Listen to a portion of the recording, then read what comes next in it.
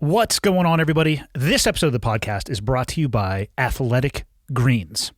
AG1 by Athletic Greens, the category-leading superfood product, brings comprehensive and convenient daily nutrition to everybody. Keeping up with the research, knowing what to do, and taking a bunch of pills and capsules is hard on the stomach and hard to keep up with.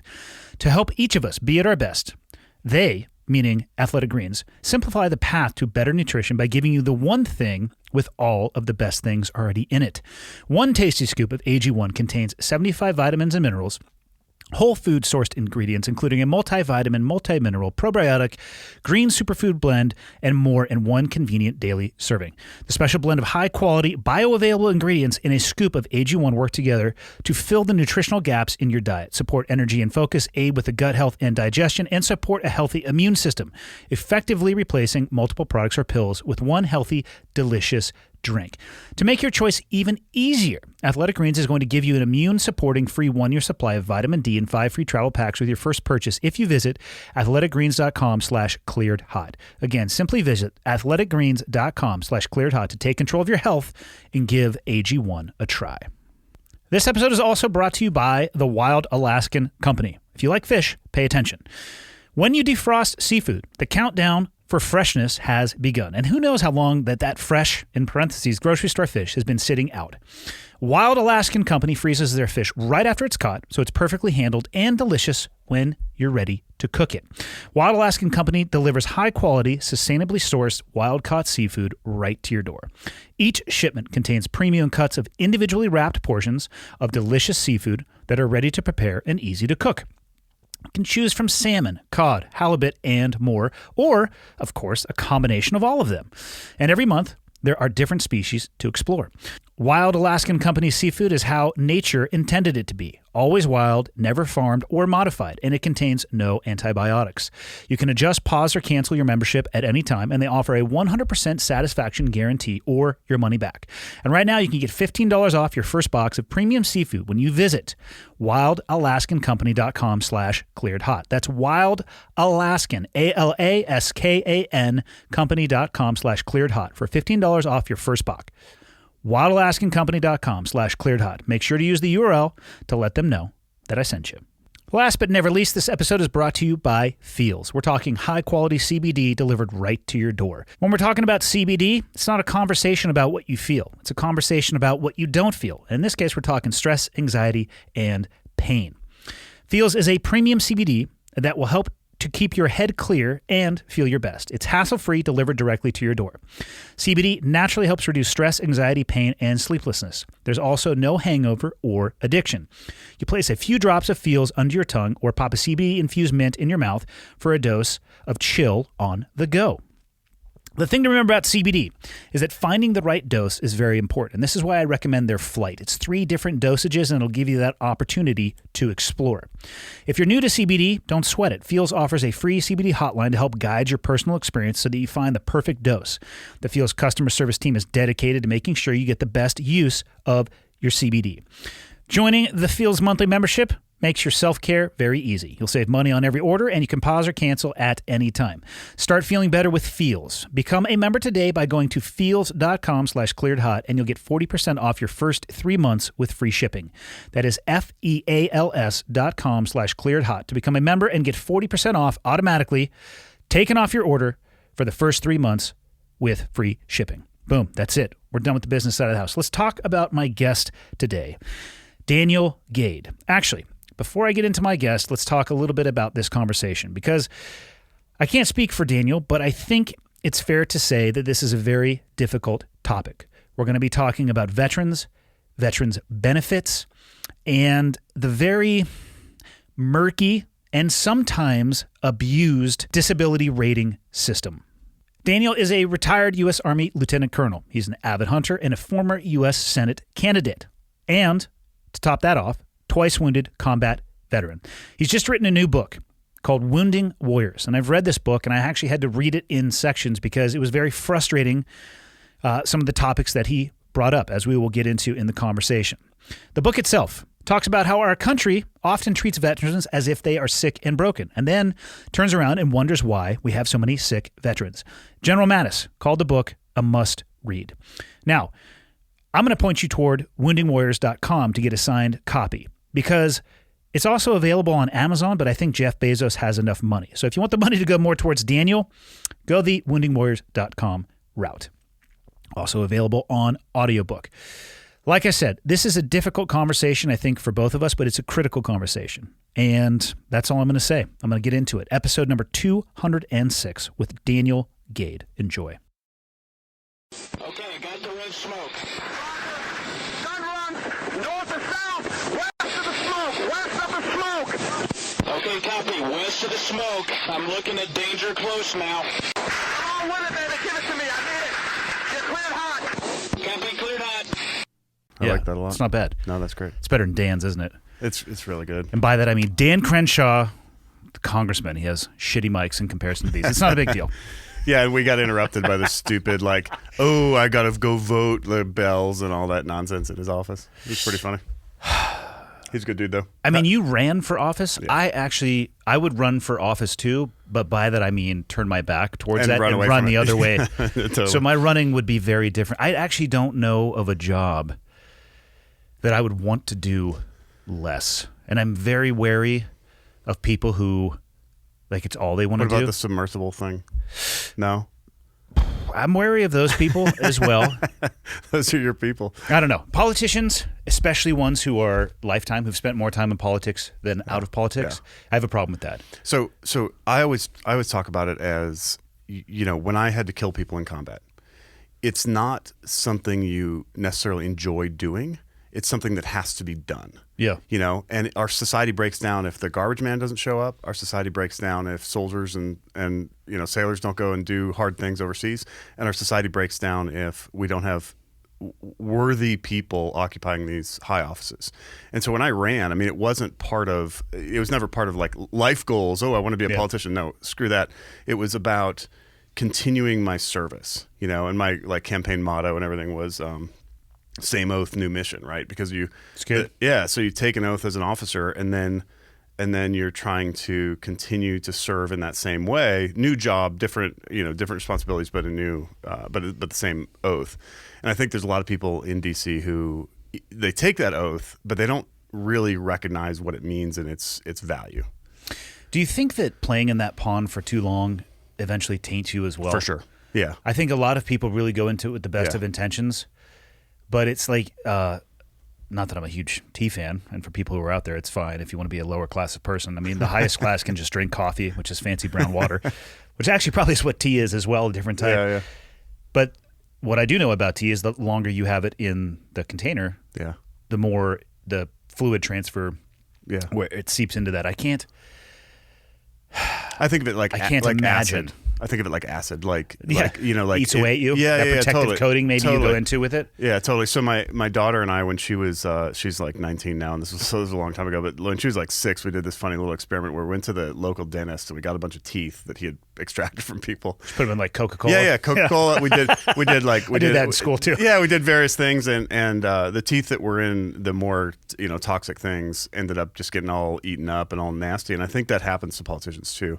And that's why, I'm huge in favor of term limits. Yeah. The guy I ran against was 4 term limits until he came up against his oath or his promise, and then he was like, "Oh, actually, I'm going to run again." But so he's going to do 4 twice. Yeah, exactly. Acid's a better analogy because I think acid is right. Tea or coffee, the drink sometimes is just continuing to get better and better. Acid, even somebody who goes in with those intentions of really try to continue that service, I think it does chip away at you. Even veterans, and I think it's time really for the 9/11 generation to step up and say, like, if not me, then who? If not now, then when? And you see this with Dan, Crenshaw on the right, and I have problems, and we could talk about it, but I have problems politically with Tammy Duckworth, but she and I were in the hospital together. I know almost nothing about her. Yeah, she's a U.S. Senator from Illinois. She was shot down in November 2004, lost one leg below the knee, one leg at the hip like mine, and then almost lost her like right arm, I think. So it's sort of mangled up and has some really bad stuff. But I think in service, there's what I call a brotherhood of suffering, right? Or a fellowship of suffering with those of us who spent time in the hospital together, that we that I think would transfer well into that sort of compromise and that sort of for the greater good kind of decision making that we don't see in Washington, D.C. very often.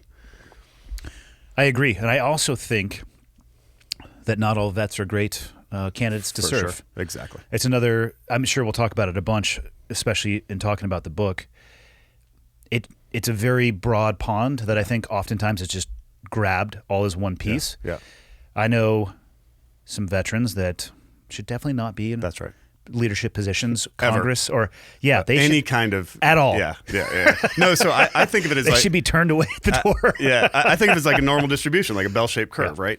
And the political, and this is directly to the book Wounding Warriors, but the political left and right both make kind of a mistake about veterans.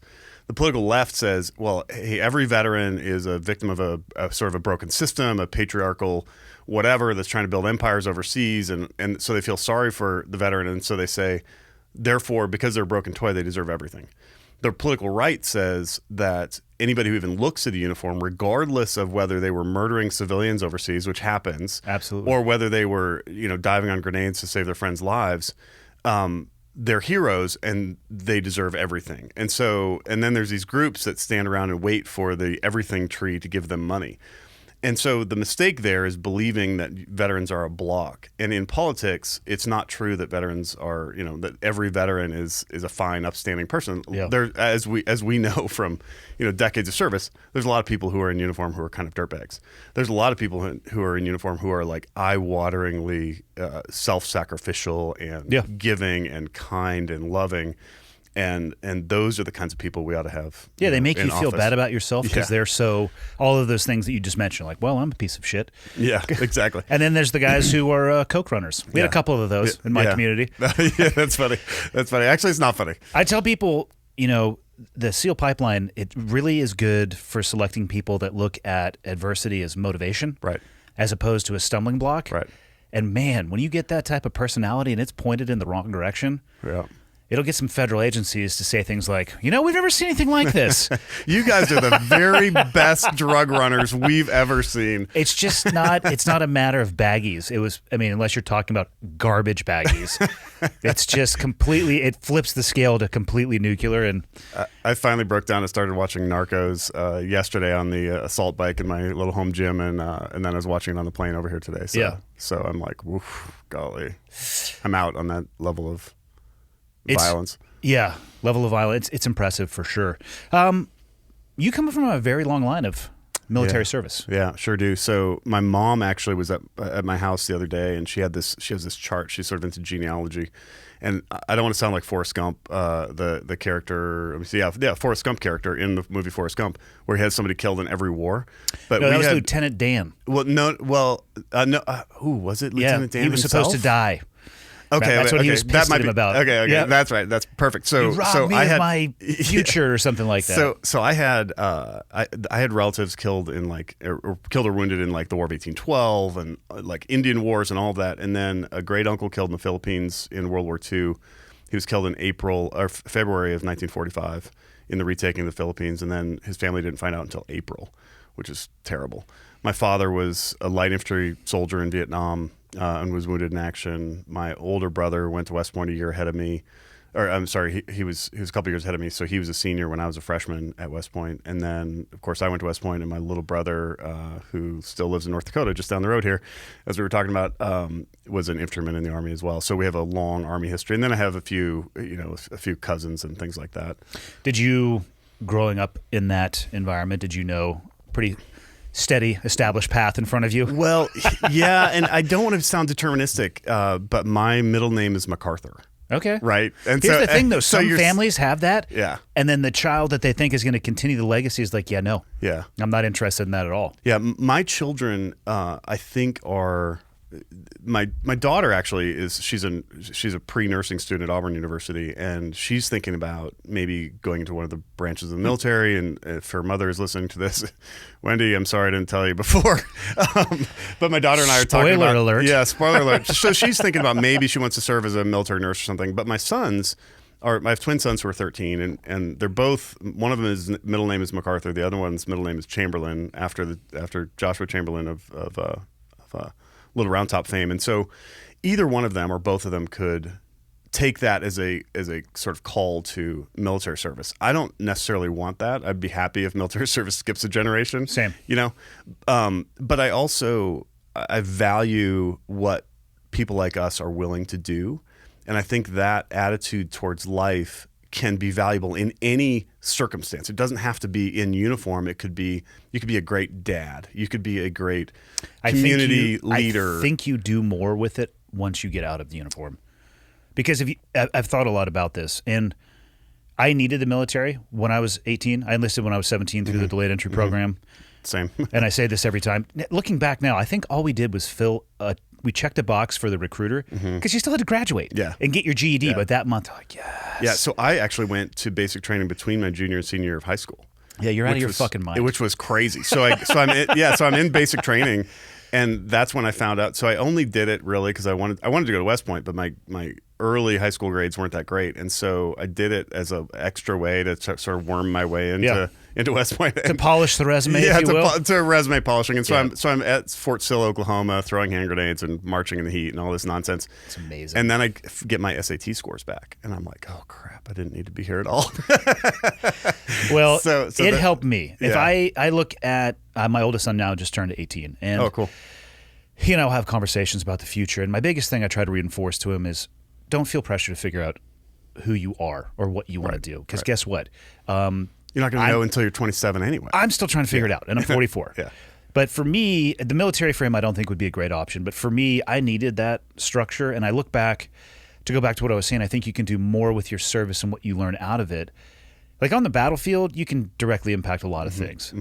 But outside of the military and being able to take those lessons that were reinforced, at least in the community that I was in, because military service is obviously very, very different in its expression and what you're trained to do and what you actually go and do.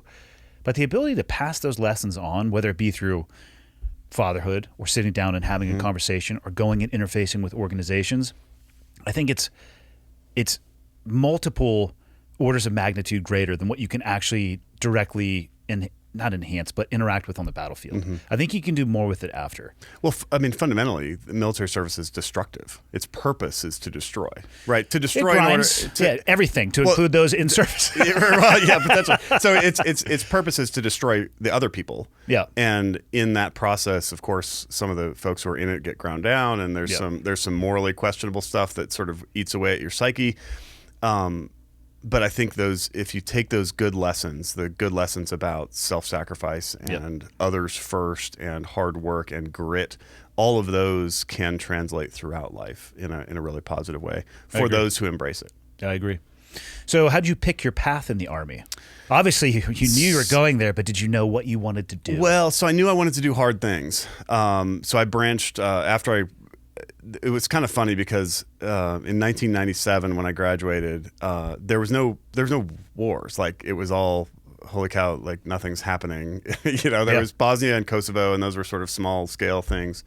At least from the U.S. perspective, they were small scale things. And so I knew I wanted to do hard things, but I didn't know exactly how I wanted to do it. So I ended up branching armor, so tanks, for the people who are listening and not familiar with the military term. So I branched armor and went to cavalry units. I was at Fort Carson, Colorado, which was amazing. It's like this in its beauty. So I was at Fort Carson, Colorado for a while. And then I went to the Marine Amphibious Warfare School, actually, as an exchange student, as a captain, as an 03. Really? Yeah.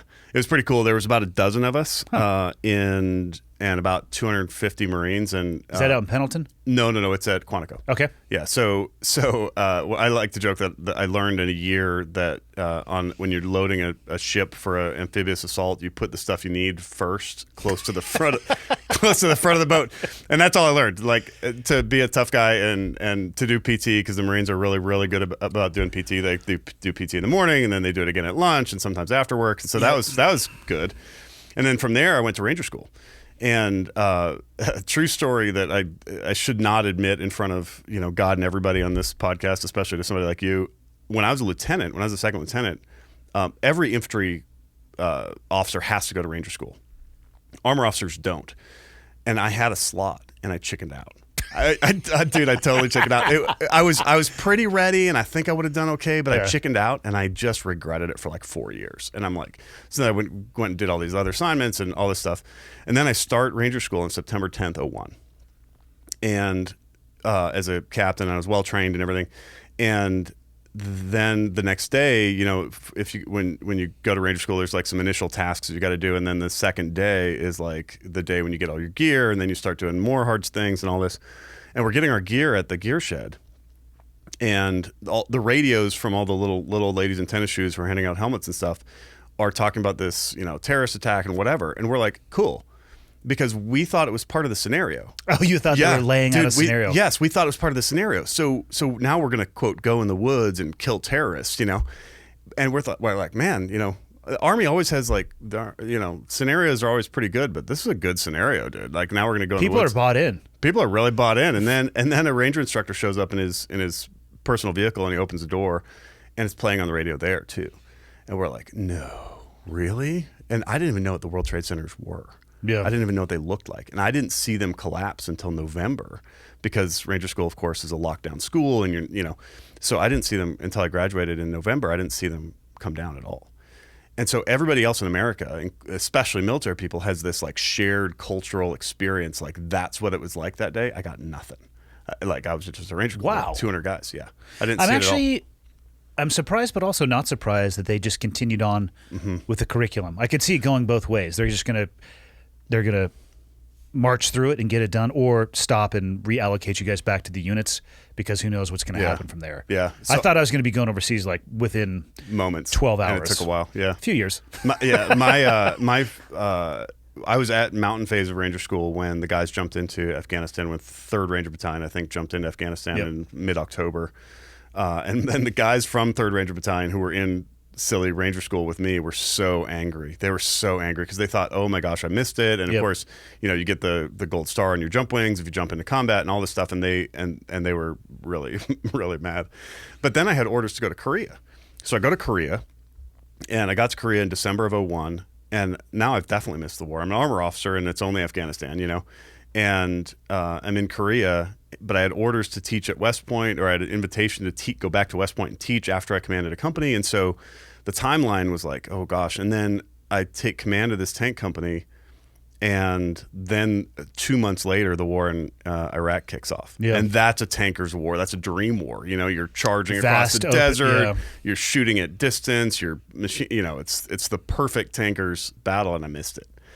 And I thought, you know, I was so naively and embarrassingly, actually, I thought I'd missed the war, and I was angry about it. You were not the only person who had that fear of missing out. Yeah. The vast majority of people, I would say, in the military, specifically in probably the direct combat arms side of the house, and if they weren't there, they all felt exactly the same way. Yeah. There was a huge fear of not being called up for the big mish. Yeah, exactly. And so I was supposed to leave to go to grad school in summer of 04 after I'd commanded this tank company for 18 months. And my boss and his boss come to me for whatever reason, I was in the mess hall. I didn't really eat lunch there very often, but I was in the mess hall, and they come to me and they sit down. The colonel and the lieutenant colonel and the big colonel sit down across from me at the table, and they say, hey, listen, we're sending your soldiers to Iraq. Do you want to go with them or not? And of course, obviously, I said, how is that even a choice, actually? Well, because this was Tuesday, and I was supposed to change command on Friday. I'd already done all my change of command inventories. The new guy we had a schedule. Yep. You know, the cake was ordered for the change of command ceremony, all that stuff. So the most important things were already handled. The important things, yeah. And so they're like, listen, do you want to go or not? And I literally looked at them and I said, you know, quoting the Bible, I said, here, my Lord, send me. Yeah. And they were like, what does that even mean? I said, obviously I want to go. Directly over the top. Yeah, totally. Because, you know, Army people are not always Bible people. And so anyway, so this was in spring, like May-ish of 04. And and so all of a sudden we go into this tight evolution because we're in Korea. We didn't even have connexes that were seaworthy. Like you don't deploy from Korea. You drive to where you're going to be killing North Koreans, right? Yeah. And so all of a sudden the Army's like, you know, now we got to do something else. And so they gave us new tanks and they gave us all this new equipment. And all of a sudden our tanks are on ships and we're on planes to head to Kuwait. We land in Kuwait August 7th, and then we go into Iraq on end of August.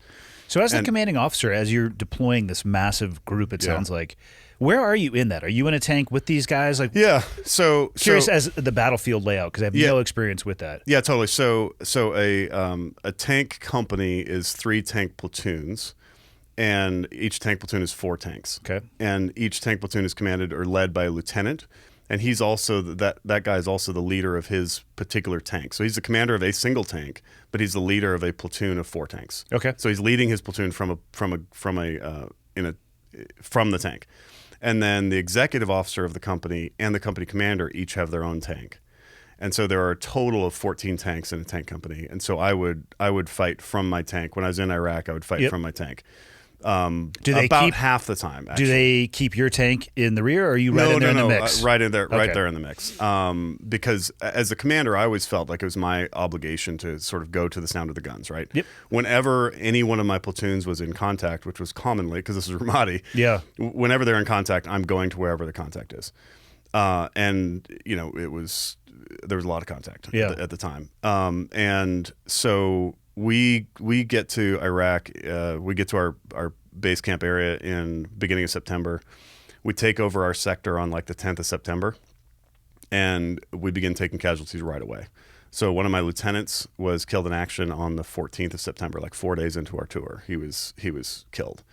Inside of the tank, or was No. He was an infantry officer. So what happened was I traded away, task organized it's called, and so I traded away 2 tank platoons to other companies and got 3 rifle platoons in exchange. So I had 3 rifle platoons and a tank platoon, and then my own tank and some other enabling guys, mechanics and medics and stuff like that. So one of my infantry lieutenants, this great guy named Tyler Brown, was killed in action on September 14th. And this is actually, his death is kind of why I'm sitting here right now.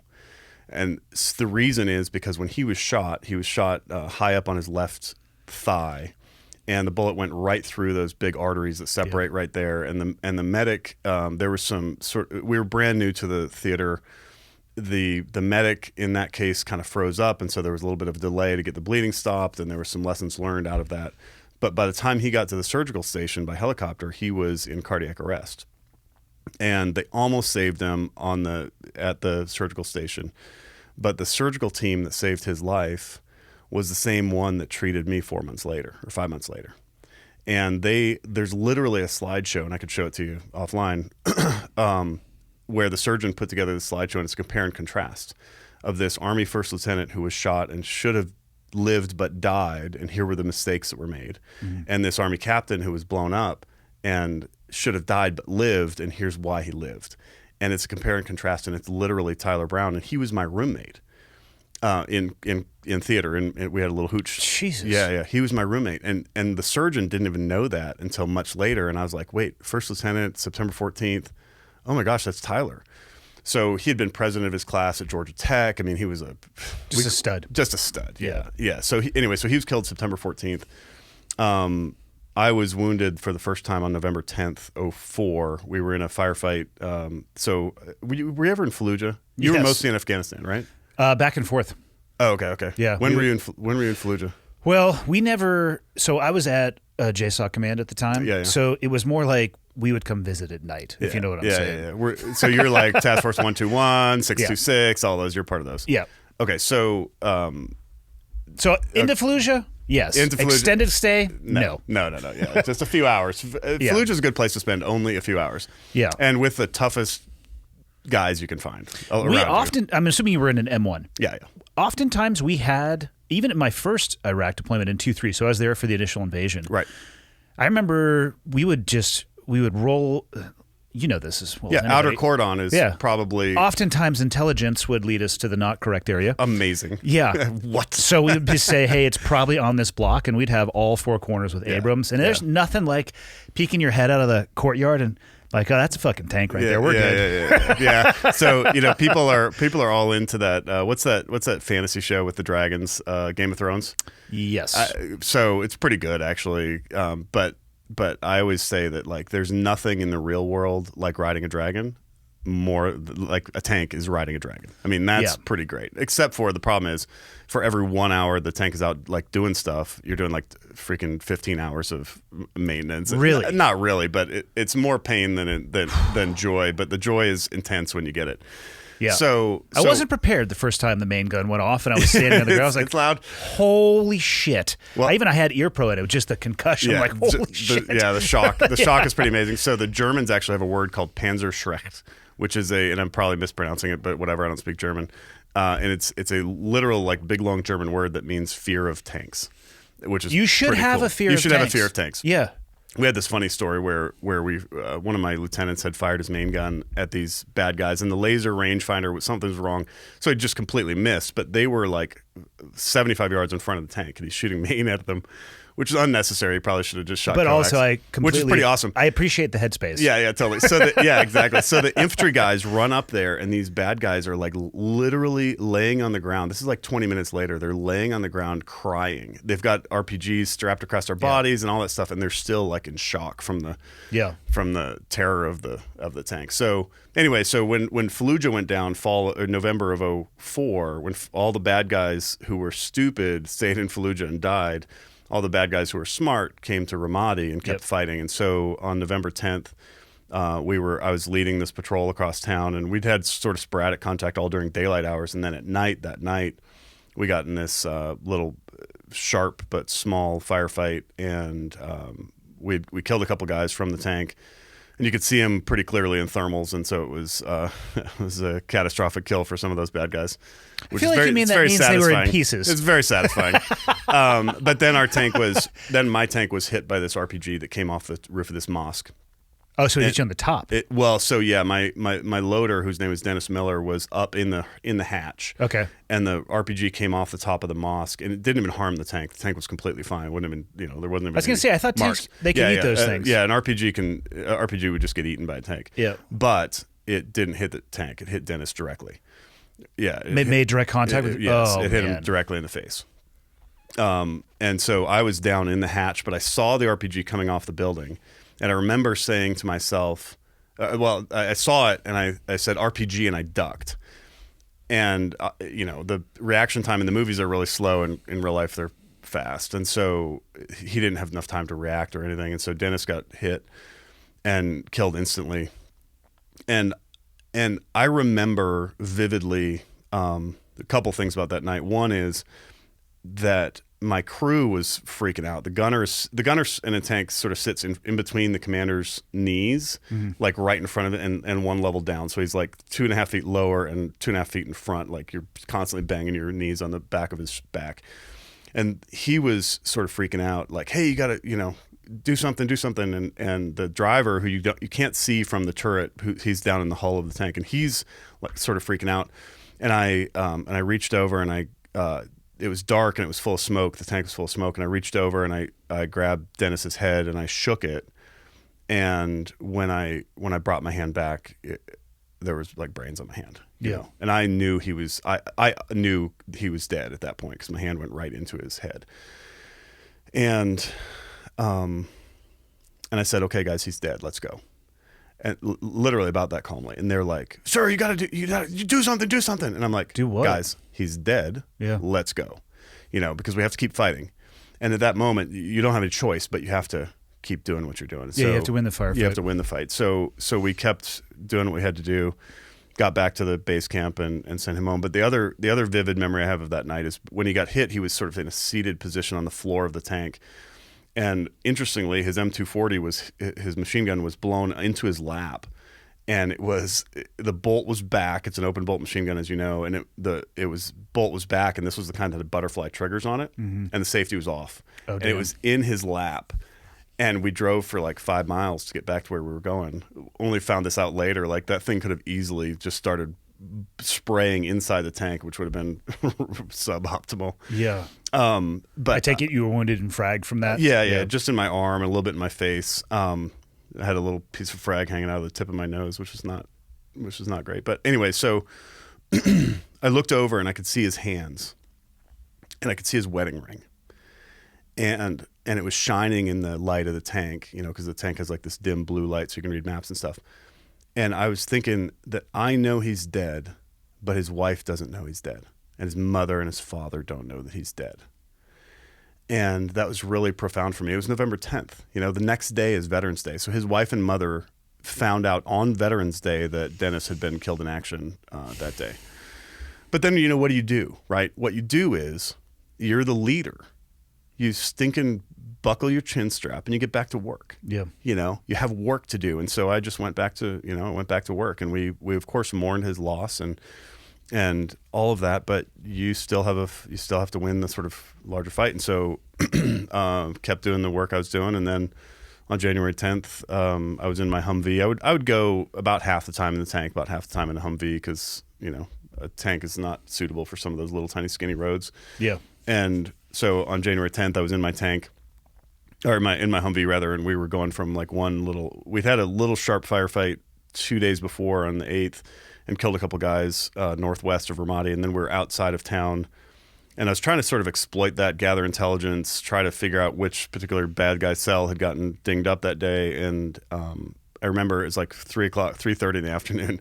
We're driving down this road, and we'd gotten pretty fatalistic about IEDs, you know, where you know you're going to get hit eventually. You know, you're just sort of hoping that the enemy misses, basically, or that it's a small enough IED it doesn't do anything. And so I remember looking around and thinking, like, oh man, this is a pretty scary area. It was on one of those canal roads with a canal on the side. And then I, you know, woke up on my back in the ditch. And what year is this? 04? Oh, this is January 05. January 10th, 05. Yeah. The IED threat there and in Afghanistan, holy shit, that was an interesting wave to ride. Yeah. My first Afghanistan deployments, we were driving around in thin-skinned Toyota Hiluxes. Yeah. Great for mobility, terrible for protection. Protection. But we weren't even really thinking IED threat. Mm-hmm. Fast forward to 2010. You're in like MRAPs. I wouldn't even get an MRAP. We took it on an MRAP on our first patrol we were there, hit an IED. It was like lightweight side-by-sides in the most horrendous terrain that you could drive over in the hopes that nobody would implant something there, knowing that if you hit something in that thing, you were going to vaporize. But the odds were just better than being on a road. Yeah. I mean, every day, pretty much every day at one of the main compounds that our head shed was at, they were pulling back, you know, MRAPs that had just been overmatched. Yeah. I mean, an MRAP can't take 1,500 pounds of buried HME. No. You know, they're flipping him hundreds of feet into the air, and you can, of course, imagine what's going on to the people inside of that. But yeah, and the enemy, by 2006-07, the enemy was planting like aircraft bombs and taking out Abrams tanks. And you can see videos of this online. I mean, the entire tanks, and a tank is 70 tons, and just flipping in the air and turrets popping off and all this stuff. But that was not my situation. Actually, the IED that hit my truck was small enough that the truck didn't even have flat tires. Really? Was it underneath, or was it? It was right underneath me, and it was an up armored Humvee. So the door was armored, but the bottom of it isn't really. Yeah, and it's also flat though. And it's flat. And so the explosive force just came right up through my thigh. And I've got pictures of that too. But it looked like somebody had shoved a muddy football from the outer sort of lower part of my thigh to the inner upper part of my thigh. And so I'm laying on the stretcher when I was knocked unconscious immediately. Do you have any recollection at all of the actual blast itself? No, none. Wow. Yeah, I went dark, and then I woke up in the ditch on the stretcher, and I remember somebody was screaming. My interpreter had been sitting behind me and had like a broken leg or something just from the shockwave. And he's screaming, and I was going to try to crawl to him. You know, your first instinct is to crawl to whoever's screaming. And so I try to sit up, and my soldiers are like, "Hey, sir, relax. You're the only one." And I'm sitting there, and I'm like, "I'm the only one what?" And then I'm like, "Oh, crap." You know, I'm the only casualty. And I'm like, so I lift my head, and I could see my body armor's all blown open. I could see my guts, and I could see, but they were ignoring the fact that I could see my guts, and they're working on my legs, and I'm like, oh no. You can just put those guts back in. Yeah, just tuck them in, you know. Maybe wash them first. Yeah, rinse that off and tuck it back in. So they're working on my legs, and I'm like, oh no, this is not good, you know. Because there's some important structures in the vicinity. For sure. Like pain's not registering at this point? Pain was in and out. It came in waves. I remember groaning, but what's really cool about the human mind is you don't remember pain well. So I remember the thought of being in pain, but I don't remember the physical sensations of it. But I remember I was really gray. I'd lost a lot of blood. I'm sort of graying in and out. But anyway, so they're working on my legs, and I'm like, this major, my battalion XO, is holding my hand. He's talking to me, keeping me out of shock and stuff. He'd already called the medevac, and so he's there, and his name is Major Cotton. And Major Cotton is holding my hand, and I'm like, "Sir, I got to ask you something." He's like, "Yeah, anything." I was like, "You got to be honest with me." He's like, "Yeah." I already know the question. Yeah. He's like, "Anything." I'm like, "Are my cock and balls okay?" And so he's like, "I don't know, man. Let me check." And he goes down to where my pants are all blown open, and he comes back to where my head is. He's like, "Yeah, dude, they're dusty, but they look good to me." So, like I said, I already knew what the question was going to be. Everybody, but it's still funny. It's still a great story. So, what was cool about that day, though, is that all the pieces were in place for me to live. The medic who treated me, his name is Kurt Kraus. He had been in the invasion. He'd treated 30 or 40 critical casualties himself. And he saw the wound pattern and was like, "Oh, okay, tourniquet's not going to work. It's too proximal to the hip. I'm going to have to reach right in there and pack it, and not too much fluid resuscitation, just a little bit, and all this stuff." And so he knew exactly what to do. The battalion XO was right behind me in the truck, and that was significant because he had the right radios to be able to call for medevac right away. But my radios, I had the right radios too. But not only was I badly wounded, but my radios had been destroyed in the same incident. The radios were all crookedy on their mounts and all messed up. So he was able to call a medevac. And so the medevac comes and lands right there on the scene. It was a CH-46 Marine helicopter. The soldiers load me on the helicopter, and my last memory from Iraq is as the helicopter's lifting off, I think, "Oh, thank God I'm saved." And then fade to black. So then I get to the surgical station, apparently still conscious in part, like in and out, and talking to the surgeons and stuff, because they recounted it later. One of the surgeons is a friend of mine now. So they gave me all the A positive blood they had stored. My blood pressure was 60/0. They gave me all the A positive blood they had stored, and it wasn't enough. And so they go to the mess hall, and they're like, "Attention, it's dinner time. Attention. If you have A positive blood, we need your help right now." And 25 sailors and Marines got up from their dinner and came over and donated blood right there on the scene, straight into bags to the IV pull into my body, warm still from the donor. And, obviously saved my life. And I just think, going back to politics briefly and hopefully temporarily, I think that, that kind of thing, nobody said, "Well, he's Army and I'm Navy. I'm not going to," that's nonsense, right? He's an officer and I don't like them. Yeah, officers are mean to me. That guy yelled at me. So none of that. And so they just came together to do what needed to be done. And I think our country desperately needs that kind of unity. And so I used that example a lot when I was running for office, just that as an example of the kind of unity that we need. Instead of tearing apart, we need to unite and build rather than tear apart. Yeah, I couldn't agree more. Yeah, so I wake up, 3 weeks later at Walter Reed. I was unconscious all through evacuation to Germany. I had a bunch of surgeries in theater, or several surgeries in theater, a couple more in Germany. I was only in Germany for like 24 hours. And then, so I got blown up on a Monday afternoon, Iraq time, and got to Walter Reed Thursday night, America time. It was in the intensive care unit, unconscious. I mean, I had a skull fracture, broken neck, whole abdomen all open. So they probably intentionally kept you in that coma. For sure. Medically induced. Yeah, okay. Yeah, for sure. So my wife got there on like that Thursday night, and she was just really happy to see me. But I couldn't see her. I was out. And it was touch and go for quite a while. It was touch and go for probably 5 or 6 weeks. Very touch and go, and really kind of, I was basically expected to die for the first couple of weeks. And then after I became conscious, they're like, "Okay, maybe he'll pull it out." What was it that was going to kill you during that initial time period? Primarily infection and like rhabdomyolysis, Yep. Sepsis was setting in sort of systemically, and there was some really nasty, you're just full of dirt and all this stuff. And then my entire body, from like my toes to the top of my head, had just taken this horrible insult. And so I was swollen up. It was really, really pretty gross.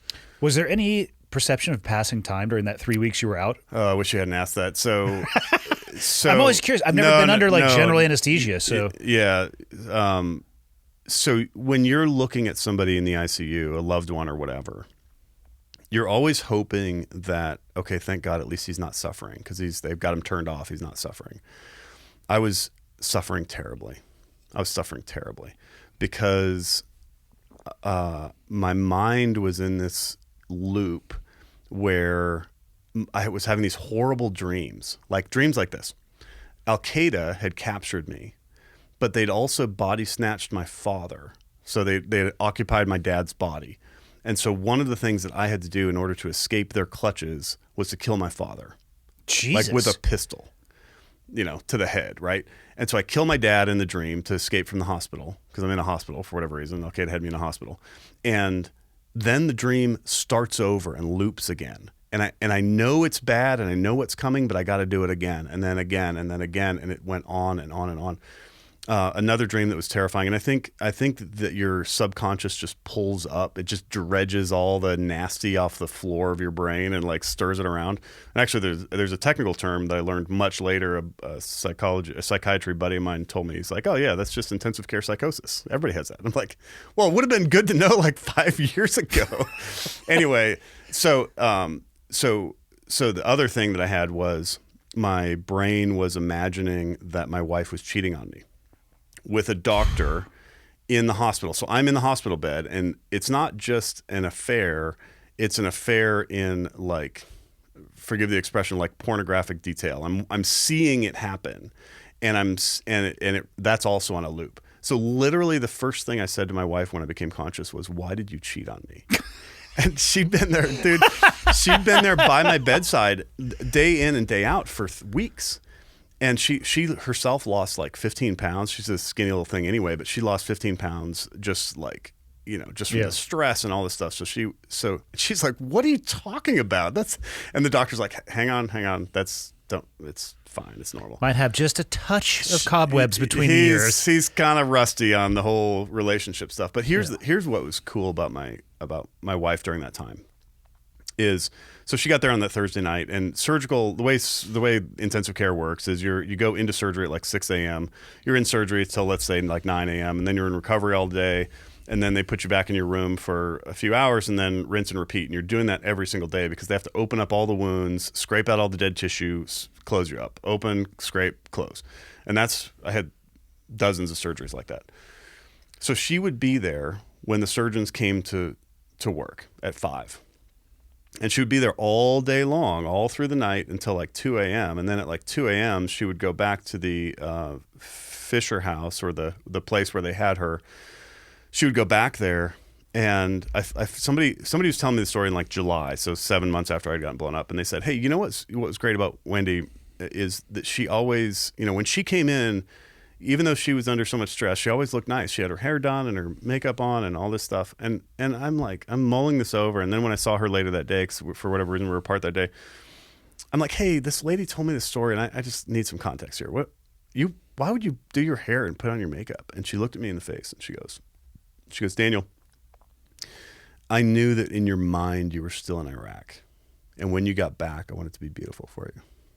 That's awesome. Yeah. So that's my wife. And she was a champion during that entire time. And the other thing, and this goes directly to the book Wounding Warriors, is that she set very high expectations for me early. Now I turned 30 in the ICU, so I was already an adult. I already had as a functional adult human being, right?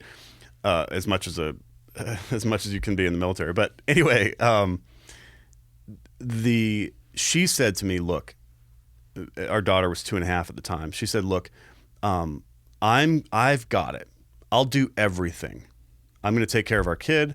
I'll take care of our taxes. I'll take care of, hand and foot, whatever you need, you tell me. I'll take care of all of it. But as soon as you're able, you're the boss of this family, not me. So you need to get better, and then we'll turn the reins back over to you." And I was like, "Great." Yeah. Because that's I think, men especially, and there's this whole section in Wounding Warriors about identity. Men especially derive their identity from their work.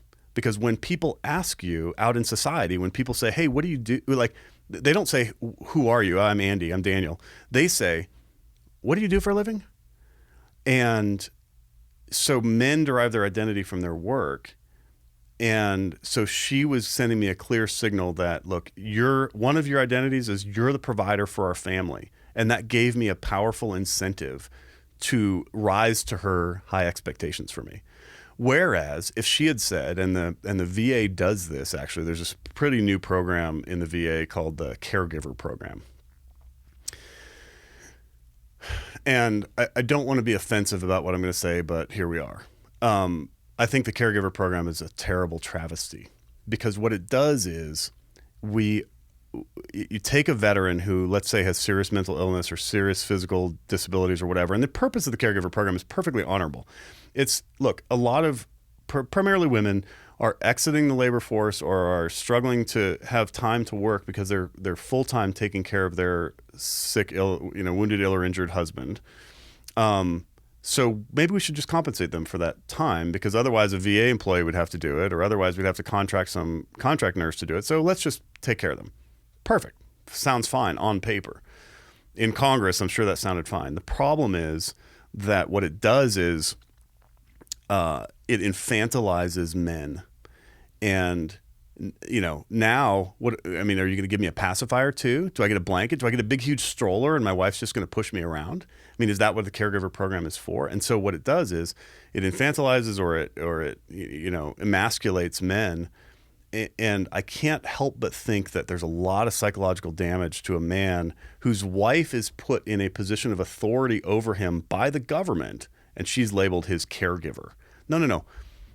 I've been married now 22 years, and my wife is my wife. Like sickness and health, we are like one unit, right? Sorry, I bumped the thing. We're one unit. But when if the government was to say to her, "Hey, you're the caregiver," you're in charge of him. You tell us what he needs. No. That's stripping my agency from me. It's making me into something less than what I would have been otherwise. And we see that going on in veterans world all the time, including for things that don't have to be permanently disabling, like post-traumatic stress disorder. Yeah.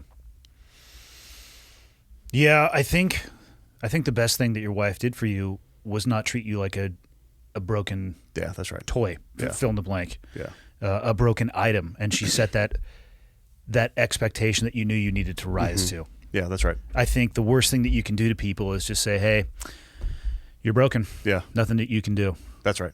Yeah, it's That's terrible. Right. And my daughter, she doesn't remember this story, but it's a great story too. So I was in a power wheelchair. I had a broken pelvis. I had bad nerve damage to my hands. I couldn't move my hands at all. Like no fine movement, no gross movement. I couldn't lift my wrists, any of that. So I was a sick kid. But the broken pelvis was pretty bad, and so I'm sitting on this pillow in this power wheelchair, and she's playing on the ground in front of me. 'Cause she's a little kid. She turned 3 in the hospital with me, and so she was probably like almost 3. She's playing with those big fat Legos. Kids have those big Duplo Legos, whatever, big fatties. I have stepped on countless amounts of Legos of every size. Yeah, exactly. To include micro machines, which actually hurt slightly more than Legos. Yeah, and then if they roll, then you take a bad fall. But anyways, so she's playing with these Legos in front of me on the ground, and she says, "Daddy, will you play Legos with me?" And I'm in agony. I've got fentanyl pops. I've got the whole thing, Yeah. Do you know they make fentanyl pops? They used to tape them to guys' hands. Oh, I like those. That's I good. I want some now. On the medevac helos, you'd tape it to somebody's hand. They could suck on it until they passed out, essentially, and then they would wake up and they're like, "Oh." That's funny. I didn't get any till Walter Reed, but they're pretty great. So anyway, so I had fentanyl pops and all that stuff, and so I'm in significant pain. And she says, "Daddy, will you play with me?" And I said, "I'm sorry, I can't." And she said, "Okay." And she turned around and she's facing away from me. And under her breath to herself, she says, "My daddy can't do anything." Damn. That is a knife that cuts deep. And I'm like, nope. So I just turned off the wheelchair so it wouldn't run away, because it was kind of a janky hospital wheelchair that would sometimes just run away on its own because it had a joystick. That's a sweet design. Yeah. So I turned off the wheelchair and I crawled out and sat on the floor. Yeah. And I played Legos with that kid. I sat on my broken pelvis and played Legos. And my wife comes around the corner, and I hear her, I'm playing with the kid, and she comes around the corner and she gasps. She probably thought you fell out She of goes, the chair. "Well, I don't know what she thought," but she goes, and then she sprints off and she comes around with a camera. This is like a SLR. She takes a picture of me playing with Anna Grace on the floor. And that is one of my most treasured photos right now, because that also set an expectation for me. And I say that was the time when I decided that I wasn't going to be just the sort of person who did nothing. I was going to be the sort of person who did everything. And I've done an Ironman triathlon. I've ridden across the country with one leg, all that stuff. And at least in part due to these two ladies setting very high expectations for me early. And plus I've got a hard head and I'm, like every military person wants to be a tough guy, whatever. And I'm trying to do all that stuff, but that they set expectations for me that I've spent the last 18 years living up to. What was the journey like out of Walter Reed? How long were you there for? So I was fortunate, unfortunate in some ways, but fortunate in others, in that the warrior transition units didn't exist yet. So the warrior transition unit process sort of started in like 2006, and we've got a whole chapter in Wounding Warriors about the disaster that is the warrior transition units. But basically, I didn't have a boss, and so my only job was to just get better as fast as I could. So, but still on active duty. So I was active duty the whole time. So, so I spent about 5 months in the hospital as an inpatient, and then I transitioned out, and I still had some open wounds and stuff that took a while to heal, and I was still nerve damage was recovering, and so every day I'd have a couple hours of physical therapy and occupational therapy and things like that, and then so I was an outpatient at the hospital for like 6 months, and then left the hospital right before Thanksgiving timeframe. And started my master's degree at University of Georgia a year to the day after I got blown up. So January 10th, 06, I start my master's degree. And it was pretty cool because that was a nice period at the end of a pretty yucky sentence. It's a nice transition. Yeah. It was, and it was nice because, in grad school, spoiler alert, grad school's really easy, actually. And so I peaked at high school, so you're just speaking German to me at this point anyway. It was fun though, because I had plenty of time. I was working with my mind. I wasn't having to do the sort of physical stuff, but I could go to the gym and I could slowly, because I was still really weak and I'm sort of regaining my strength during that time. Were you on crutches during that time walking around? No, so I learned to walk on a prosthetic summer of 05. Okay. And by the fall, I was able to walk with no canes or crutches or anything like that. And really used a prosthetic pretty regularly for like 12 years. And only like 2 or 3 years ago did I kind of stop doing that, because my mobility is better and my comfort is better without. And I'm like, why am I doing this? Am I trying to pretend like I am not an amputee? Because I am, and it's a high-level amputation. If I was a below-knee amputation, which is also known as a flesh wound, then I'd... I believe you're one of the few fucking people on Earth that can make that joke. Totally a flesh I'm not making that joke. Just a flesh wound. Anyway, so... God damn. Yeah, so... I deeply appreciate that humor, actually. It's a good one. It's a good one. So anyway, so that was part of that process. Huh. So you have better mobility without... Yeah, without. I mean, like in the airport today, the distance between concourses and stuff is pretty long, and so by the time I'd get to where my new concourse, I'd be kind of sweaty and like it's sort of hot and uncomfortable and stuff like that. So hip level amputees very often eventually reject. Very few end up full-time prosthetic users. Interesting. Yeah. How did the end of your military service come about? Well, so I served. I enlisted in 1992 and I retired from the Army in 2017, actually. So I stayed on active duty after I got hurt. So I get blown up in 05, start graduate school in 06, and in summer of 07, I graduated from my master's program. And there was this, the famous Walter Reed scandal happened that year, where there's wounded warrior care stuff, and the Secretary of the Army got fired, and we'll politely call it neglect. Yeah. And so the White House called me, cold call, on my cell phone, and asked me if I would come work on Domestic Policy Council. So I went to the White House and I worked there summer of 07 to the end of the Bush administration, fall of 08. And then in fall of 08, I went back to grad school to get my PhD and spent 3 years doing that. And then I went to West Point as a professor and taught there for 6 years. All active duty? All active duty. That's awesome. Yeah, it was great. So the Army was really good about it, actually, because the Navy is too. They'll do everything they can to keep you in. Yeah, if you have met certain gates and done certain jobs, then you can still provide value to the Army, even though you're like limping, even though you're crutching or whatever. And so for me, it made sense to stay in. It made sense for them, and it made sense for me. And then I eventually retired from the Army. My goal was, I didn't want the enemy to determine when I got out. And so I had always said, I'm going to serve 20 years. And so I served 20 years. How was working at the White House? It's great. President Bush, for all of his flaws, and he has some flaws, right? Like the war in Iraq, probably. As we all do. I don't know if we all have that one, but that's a pretty big one. But we also weren't all sitting in that seat. So maybe we all would have that one, or some of us would. Yeah, for sure. So, he really had a deep and abiding love for veterans. Yep. And I was in a meeting one time in the Roosevelt Room where he literally looked across the table at this group of really mangled people, shoulder level amputee and this other multiple amputees, brain injuries, the whole deal. And he looked at them, and I always use this when I'm giving leadership talks. I talk about this. He said to them, he said, I personally made the decisions that got you in your life to where you are now, and my government's going to do everything it can to make it right.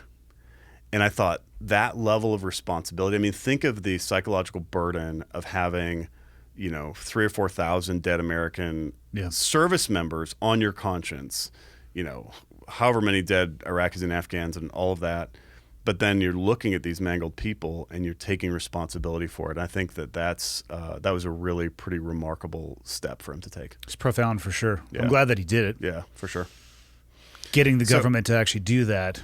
Yeah, it's tough. Yeah, and actually that's where my journey to write this book, I always say, started when I got blown up, right? And what I saw in my fellow wounded warriors when I was at the hospital, and I would love to hear your expertise on this too, although you weren't really in the hospital long, right? After you got shot? I checked myself out of the hospital and took a commercial flight home. Wow. But in agony. It was fucking horrendous. Like nerve pain, right? Yes. Some kind of like your whole leg felt like it was on fire or something. The whole time. It felt for almost 2 years as if my left leg had been dipped in gasoline and just lit on fire. And there was nothing that I could do to stop it. Neurontin and none of that stuff would help. I was on Neurontin. I was on gabapentin. I was on pain meds. I was on liquid pain meds that I prescribed for myself in combination with said. All right, the kind you buy at the store that comes in bottles, for sure. The kind that you buy in Mexico that comes in little vials. Bottles. Never went to vials, and none of it did a damn thing. Yeah. I would basically pass out. My body would not rest or recover at all, and I'd wake up feeling this. That's what got me was the neuropathic pain. To this day, not like getting shot in the hip felt great. Yeah, but by the time I got to the hospital in the green zone, my main complaint was actually my ankle.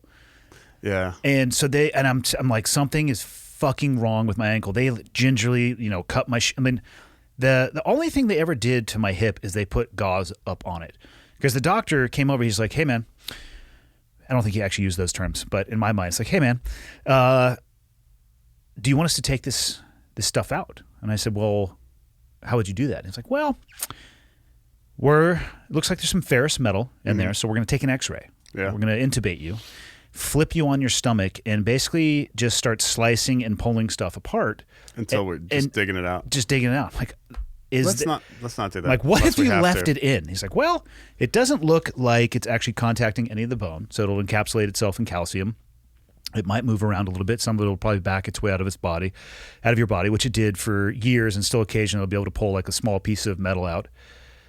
And I'm like, okay, we're going to go with the leave it in option for now, because I felt like the slice and dice could be an option for later anyway. I don't feel like I didn't. You can always leave that one on the table. Even in that moment, I was like, I'm going to just put a pin in that one and come back to it.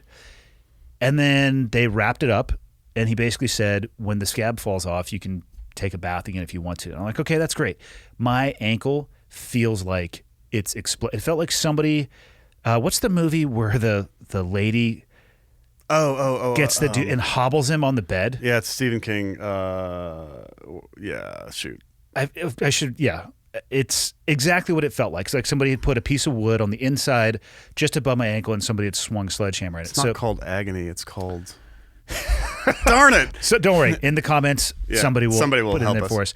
So they very gingerly cutting off my shoelaces. I was wearing low tops at the time. And they move it out, and they're getting the portable X-ray machines and stuff, and they're imaging my ankle. They're like, "Dude, your ankle is fine." I'm like, my fucking ankle hurts. Is not fine, and it was all because that was the termination point of the sciatic nerve. So sure. They don't know if the round nicked it. If because the round that hit me hit a piece of rebar, and it was kind of coming apart as it spackled my leg. Or, as you know, with ballistic gel, that shock wave, they don't know what happened. They're like, listen, there was an interaction with your sciatic nerve. Sciatic nerves, though, potentially can regrow. It's about a millimeter a day, inch a month if you're lucky. So we don't know. Maybe it'll get better. Maybe it'll get worse. And, I had full-on hemiplegia, like no use of my left leg for. I mean, I had it used to drive me nuts. I've got some foot drops still. Yeah, left leg. It would drive me nuts because I would hear it when I was walking in my it's just slapping. It just irritated the fuck out of me. I remember being in my in the attic in Virginia Beach trying to like build and put bungees on shoes that would naturally pull the toe up. Completely shit-faced at the time while doing it. The engineering design. Well, they have those AFOs. I mean, you could do. They didn't have those when I was designing this shit. But it was the neuropathic pain that was the worst for me, and then the inability to rest because I'd be distracted throughout the day, and then I'd lay down at night, and it just catches up to you. And it's just like the fire would be on 2, then 3, then 4, then 5. It's like your wife was down there by your foot with a lighter, like burning your toe. But it was just the whole thing: the burning, itching, tingling, fiery pain all the way up my leg. It was miserable. But they tried all that stuff, the Neurontin, the gabapentin, and I ended up I had cognitive decline because I was on such high dosages that I backed myself off of it. Yeah. I couldn't do basic math. Yeah, same. So going back to that time, so I saw in my fellow wounded warriors during the time when I was an outpatient especially, and I could just interact with guys and stuff, I saw in myself, remember what my daughter and wife had said about, hey, you have responsibilities, you're going to be the dad here, you're going to, all that. What I saw everybody else doing was going down this path of dependency. And dependency came with a couple of different forms. One form was, hey, how can we get our disability ratings as high as possible, right? So people were really embracing that idea of I'm a disabled veteran. Yeah. And other people were like getting stuff from like nonprofits, right? So, Wounded Warrior Project famously would come around with like a backpack full of whatever, fresh socks and beef jerky or whatever. But all these other organizations were coming with like, hey, do you want to take a free trip here? Do you want to learn to ski? Do you want all this free stuff? Do you want to, all this? And guys were really like hoarding all the benefits of it. I think in part because everybody loves free stuff. Like, who doesn't love free stuff? I'm going to ask you for one of those free T-shirts, right? Yeah, you can have one. But I got you. but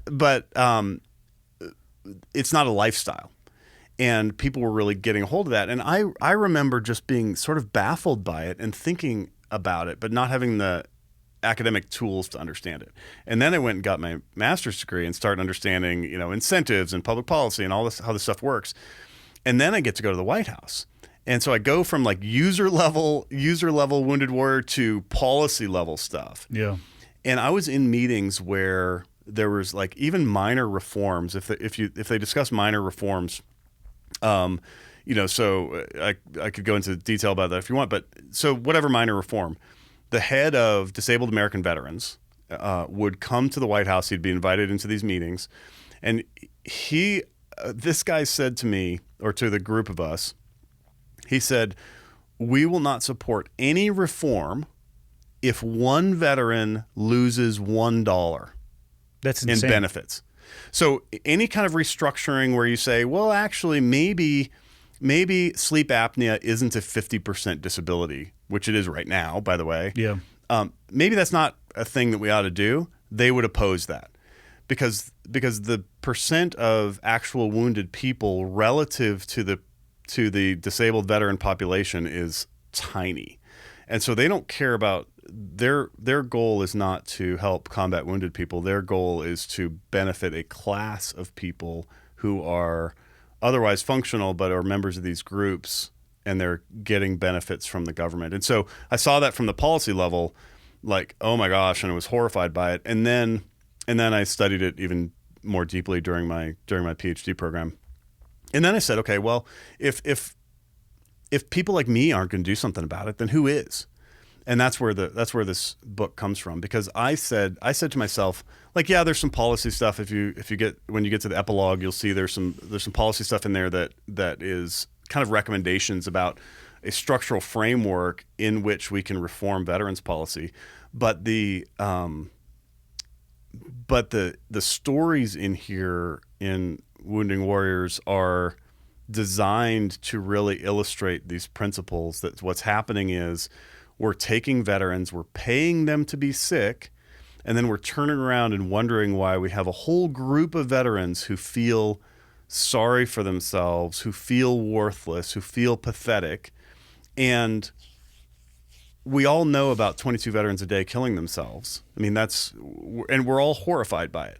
But every one of those veterans who kills himself or herself suicide is a disease of despair. And we have a system that pays people to separate from the labor market, to break away from what gives them value and meaning and purpose. It reforges their identity from powerful, strong, warrior, purpose-driven life kind of stuff into dependency and apathy and pathos. And then we all act surprised when veterans are, when a veteran goes in the garage and shoots himself. Why do we act surprised? We're paying him to feel despair, and then we act surprised when he feels despair. And so for me, the impetus behind this book, Wounding Warriors, was what we have to do is we have to have honest conversations led by people who have the policy experience, but also have the empathy and sympathy for the veteran experience broadly. And there's only a few people at the intersection of all those circles, and I happen to be one of them. And I don't want to be like I heard one of your guests from a couple weeks ago said, and I thought it was genius, and I've adopted it and used it widely without attribution. Perfect. Somebody said, "What do you do for a living?" And the guy who was talking said, "Oh, I'm a disabled veteran." No. That's not a verb. It's a noun, right? And I don't want to be seen as the disabled veteran guy. I don't necessarily want to live my whole life in veterans world. That's something I used to do, and I spent a long time doing it, and I'm proud of my service. But I also don't wear my high school letter jacket places, right? But that's something I used to do, not something I am now. I'm not a soldier anymore. I used to be, and I'm proud of that, but I'm not anymore. And so my goal in this is to help set the stage for public policy and for conversations that are truthful in veterans world instead of the lies that we've been told. Because the lies sound like this: everybody who serves is a hero. Everybody who serves has PTSD. Everybody who serves, these are all lies, right? Everybody who serves is honorable. Everybody, that's all nonsense. Some percentage of people are honorable, a high percentage. Some percentage of people have post-traumatic stress disorder. Some percentage of people are wounded in action. Some percentage of people are amputees. But these groups out there are benefiting out of telling lies. So when you're driving down the interstate, I live in outside of DC, but you're driving down I-95 and you're going to Florida, eventually you're going to see a bunch of DAV signs, right? And it's going to be a guy in a wheelchair, no legs typically, and his wife, probably cute, is going to be leaning on his shoulder, and there's going to be a little dog or a little kid or something. It's going to be disabled American veterans, helping veterans win victories. No, man, look, last year, about 250,000 veterans began receiving disability compensation. The total number of wounded in action in 20 years of combat in Iraq and Afghanistan and other horrible places is about 60,000. So 4 times more people got disability compensation last year than the total number of wounded in action in 20 years of combat. So we're not talking about wounded in action people. We're talking about things like this. I'm going to blow your mind right now. Sleep apnea. Sleep apnea is a disorder characterized by, basically bad snoring and then waking up and inability to breathe and moments of whatever. You're basically dying when you sleep. Yeah, kind of. Shut off of oxygen. It's pretty miserable. And if it's serious, it can be a pretty you can have daytime, foggy brain. It's a bad disorder. It can cause some heart valve stuff because of lack of oxygen. It's not a great thing. But it's caused by 2 things. It's caused by having a narrow neck circumference, and it's caused by obesity. It's not caused by military service. It just isn't. Have you ever heard that traumatic brain injury and sleep apnea have a tie? Exposure to explosions? Yes, in part. And I'll deal into that in just one moment. And I ask because they tested me for it. Oh, good. Okay. So so somebody who's prescribed by the VA a positive pressure breathing machine and uses it, is considered by the VA to be 50% disabled. 50%, like half your life's worth is gone, right? A below-knee amputation is only a 40% disability. Well, you yourself called it a flesh wound. A flesh wound. And the loss of an eye, a whole eye, and so now you're seeing the world in 2D forever. The loss of an eye is a 30% disability. So are we supposed to believe that having to use a sleep machine, many of the people who have to use it are because of obesity, that is a 50% disability? That's absurdity. It's offensive. It's offensive to people who are seriously wounded and aren't getting the benefits they deserve. And it's offensive because it also serves the function of separating veterans in a way from work. Because if they get paid to do nothing, they're going to do nothing. You know, I always use the example of like a bear. If you go over here to Glacier National Park, and by the way, don't come to Montana. If you're out there, do not come to Montana. It's horrible. It's just ugly. Lava flowing through the streets. Just terrible. And polar bears eating people. Polar bears eating people. You do not want to move here because that'll make the prices more expensive for when I try to move here. But there's signs that say don't feed the bears. Why? Because if you feed the bears, they'll eat your fucking face. It makes the bears dependent on government or dependent on handouts. Government, right? as far as the bears know it. Yeah, exactly. And it makes them stop doing bear stuff because bears should be out in the woods, like, you know, eating fawns and eating each other and flipping over rocks and eating grubs and all the things that bears are supposed to do. They should not be digging in trash cans or looting cars, but they will if you train them to do it. And when you give people government benefits, particularly if the benefits don't match the seriousness of the disabilities involved, what happens is people begin to train themselves away from the labor market and all the value and self-efficacy that provides, and train themselves into something else. It shifts their identity in a direction of like I said earlier, like worthlessness, stuff like that. So what's interesting about TBI and post-traumatic stress disorder, both are serious conditions, both are commonly diagnosed in veterans world, and both are easily feigned. Yeah. You can go in and deliberately, and they share like 11 out of 13 symptoms as well. Yeah, they do. And so, and there are psychologists and psychiatrists that we talk about in Wounding Warriors who will, for $200 cash, they'll write you a disability benefits questionnaire that says you have those conditions, and then you can turn it into the VA and they'll give you $3,000 a month tax-free for life. So there are abuses that are built into the system, and it's a real problem. So my own experience, I went through, I got shot in 2005, was not stoked about for one, it rattled me because I didn't want to be done. And I was like, holy shit, what is this going to do to my ability to do my job? Deployed Were you again. still enlisted or were you an officer at this point? I was still enlisted. Okay. I became an officer in 2008 at the tail end of my BUDS instructor tour. Went back to Team 3, deployed again, which, if I'm being completely honest with myself, I needed to do that for myself to prove to myself that I still had it, whatever that meant. Because I had a lot of my identity wrapped up in being a SEAL. That's all I had ever wanted to do. And when I got shot at 2005, I was at the command I wanted to be at, operating at the pace that I wanted to be at. And then I'm literally and figuratively, and fucking metaphorically, flat on my back going, oh shit, what do I do here? 2010, so I went over as an 01 and then came back, took over as an operations officer for the training detachment on the West Coast, and was talking to the officer detailer about what I would need to do to progress the ladder, to ascend the ladder, right? All these mandatory career wickets. Well, I had just been filling essentially an OIC role. I had just picked up 02. I was operating in the position of an 03 when I was overseas, but I was getting paid as an 01. You can have the rank, but not the commensurate authority and pay. It's my favorite letters. Well, you can have the authority. Yeah, you just not the pay. And the responsibility, but not the pay. Yeah. Thanks, Navy. I think I have some of those letters in like plastic dividers because it was just awesome. Like, you can get in trouble at this level, you have this authority, but in about a year we'll consider paying you. It's like, you fucking assholes. Yeah. Oh, and here's the rank device too. Yeah.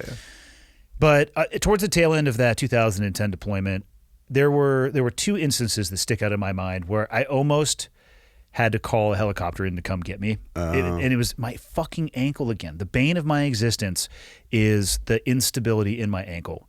Because but it's not structural. It's nerve related. It's nerve, but at this point, I think it might be. It's not structural in the sense of the bone. It's not bone, but the laxity of the tendons now, and the number of times that I have done. I mean, I was walking around with at least 80 to 100 pound backpacks on that deployment, For sure. Yeah. And when my ankle would go, it would fucking go. It would go hard. And there was a couple times where all the guys are set up, and I'm like laying in the shade with my foot up on a backpack as the senior man. I'm like, what the fuck are we doing here? You're putting your team at risk. Yeah. And you knew you were putting your team at risk, and you're like... It's the worst. So I was talking to the officer detailer at the time, and she basically said, well, that deployment you did in that role, it doesn't count because, of course, on your fit rep, it's not going to show that you actually held that position, even though you were. So you would need to do this tour, this tour, this tour, and this tour, back to back. It was like another deployment, then my joint tour. And I'm like, okay, I just got done with number 8. I'm not going to do that. So I'm getting out. I'm absolutely just going to get out. In my infinite wisdom, I decided to wait until about a week before getting out to start the discharge physical process because fuck it, why not? Yeah. You can't tell me what to do. You can't tell me what's best for me. Yeah. And I mean, it was probably a little bit more than that, but we were probably measuring double-digit days until I was going to get out. And the doc would not sign my physical. He's like, hey, man, my medical record was super thin. So he basically says, like, listen, I can't in good conscience sign. I was super pissed when he told me this, too, because I had a bunch of other shit that I wanted to do. I had a job lined up to get out. I had an idea of what it is that I would want to do. Now I look back in hindsight, I'm really thankful that he actually forced me to go through the process that I did, which ended up being the PEB, MEB process, which you guys talk about in the book. And I'm thankful because I was gonna walk away from 16 years of military service. It took about a year to get through the whole process. Yeah. And the first thing they actually did was sent me to NICO, the National Intrepid Center of Excellence, which is right across the street from, well, it's on Walter Reed, but from the main hospital. And that's where they were testing me for sleep apnea. Yeah. So I stayed in the Fisher House. I know exactly the area that you're talking about. And it's when I was at the old janky Walter Reed, not the new bougie one. Because you're talking about the new bougie one, right? At Bethesda. I hope so. Yeah, it's in Bethesda. Yeah. Mine was the janky one in DC. All right. Sorry, dude. Fair. So listen, I'm hard and you're soft. Face it. Fair. I'm not even going to push back on that. Being wounded used to be hard. This is true. It's easy for you. I mean, you're literally missing parts of your body. I'm not going to talk shit about that. I will appreciate you talking shit about other people missing less parts of their body than you, though. Yeah, totally. No, but so I went there, and it was 30 days, and it was probably the best diagnostic treatment I've ever had. And I equate that to it was from civilians, not the military. Yeah. And the only thing I would need to do in interface with the military was to go use their fancy, like, some x-ray machines and stuff like that. But it was the first time that I had ever thought about or been exposed to VA appointments and just that process. And before I say anything else, I was thinking about this conversation that I knew that you and I were going to have about this topic. And it's a difficult one for me because, and I'll make some assumptions for the both of us. Let me know if I miss any of these. One, I have a deep amount of respect for anybody who volunteers to serve their country. Of course. And I get emails all the time from people that say, hey, I hesitate to reach out to you because I was just a regular fill in the blank. And I'm like, what the fuck, man? Don't demean yourself like that. And it's a disservice to the amount of it. The attention that the Spec Ops community gets is a disservice to all of the other work that is required and all the other cogs in the wheel to allow us to do our job. And that's always what I respond with. Like, listen, sometimes the stuff that we used to do would make the news, but I hope you realize I couldn't have done that with thousands of people. The mess hall guy and the generator mechanic and the medic and all of the it. Helicopter pilot and all those people. To the dude who never leaves the FOBs just filling up gas. Or in the even to the person who's the personnel officer who never leaves the United States, but is putting the right people in the right jobs. All of that is necessary. I mean, the tooth is 5% of the overall force, and the 95% is the tail. Yeah. But the tooth by itself is useless. So I always tell those people, like, let's start with changing how you verbalize your own service. Your own service, that's right. Yeah. Because it's awesome. And I personally have seen, obviously I was physically impacted as you were from military service, and I have seen people who got so fucked up that they'll never recover, like legitimately scrambled their eggs. And it was from a lot of it Oftentimes from, if I think of one person specifically, we're talking legitimate explosions next to his head. Yeah. To the point where I think it changed the physiology and just the wiring. Yeah. And thankfully, that's relatively rare. Of a community of people that I worked with, he would be the one who's probably the farthest down that rabbit hole. I was just talking with somebody who was, I'll tell you about it offline just for his privacy, but we were both like, hey, have you heard from or heard what this person's up to? And neither of us actually had any good leads. It's like, shit, he might be off in the woods. And I do, the disability and the VA process, I understand what it's for, I think. And I think that the people who are, I don't think anybody should expect anything for their service. I mean, I guess at this point I have to speak for myself. I never expected anything for my service. I'm so glad that I was able to do it. I'd go back and do it again, even knowing the impact that it had on my body sitting here. And I don't expect people to thank me for my service. And I just try to say, every time they do, I'm like, you know what, you're welcome, but guess what? It was my pleasure. My pleasure. For like my 98%. privilege. I'm like, 2% of that shit was ass, but 98% of it was awesome. Yeah. But I say, yeah, thank you. But I don't expect any of that. And then having said that, with that baseline level of respect, I inherently have felt and seen a problem with people gaming the system when it comes towards them getting out. And for me, that started in that Fisher house. So I was reading this book and you were asking me, like, because I'm about 3/4 of the way, halfway through. Like, what did you think? And I told you, like, I have to read it in small sections because angry. It pisses me off. By the way, there's an audiobook which I did myself, so you can listen to just smash it into pause. Like, fuck you, Daniel. No, listen, you can do it while you're on the rower. You can do it while you're out for a run or a hike. And I retain better when I read. Yeah. I do love. Trust me. I mean, I got about a 40-minute drive to and from Kalispell from where I live, but my first exposure that sticks out to me was actually at the Fisher house, and it tied to sleep apnea. That's why I asked you about that, because people were saying at the Fisher house, "Hey, you should check to see if you have sleep apnea," and they would say, because it's 50% guaranteed. Now, this is before I had gone to TAPS in San Diego, the Transition Assistance Program. Transition Assistance Program. Yeah, where legitimately they did say, "Hey, tinnitus." Yeah, 10%. 10%. And by the way, foot stomp. Yeah, right. Like knocking on wood. It's the top 3 disabilities on the list year over year are tinnitus, hearing loss, and lower back pain. Yeah.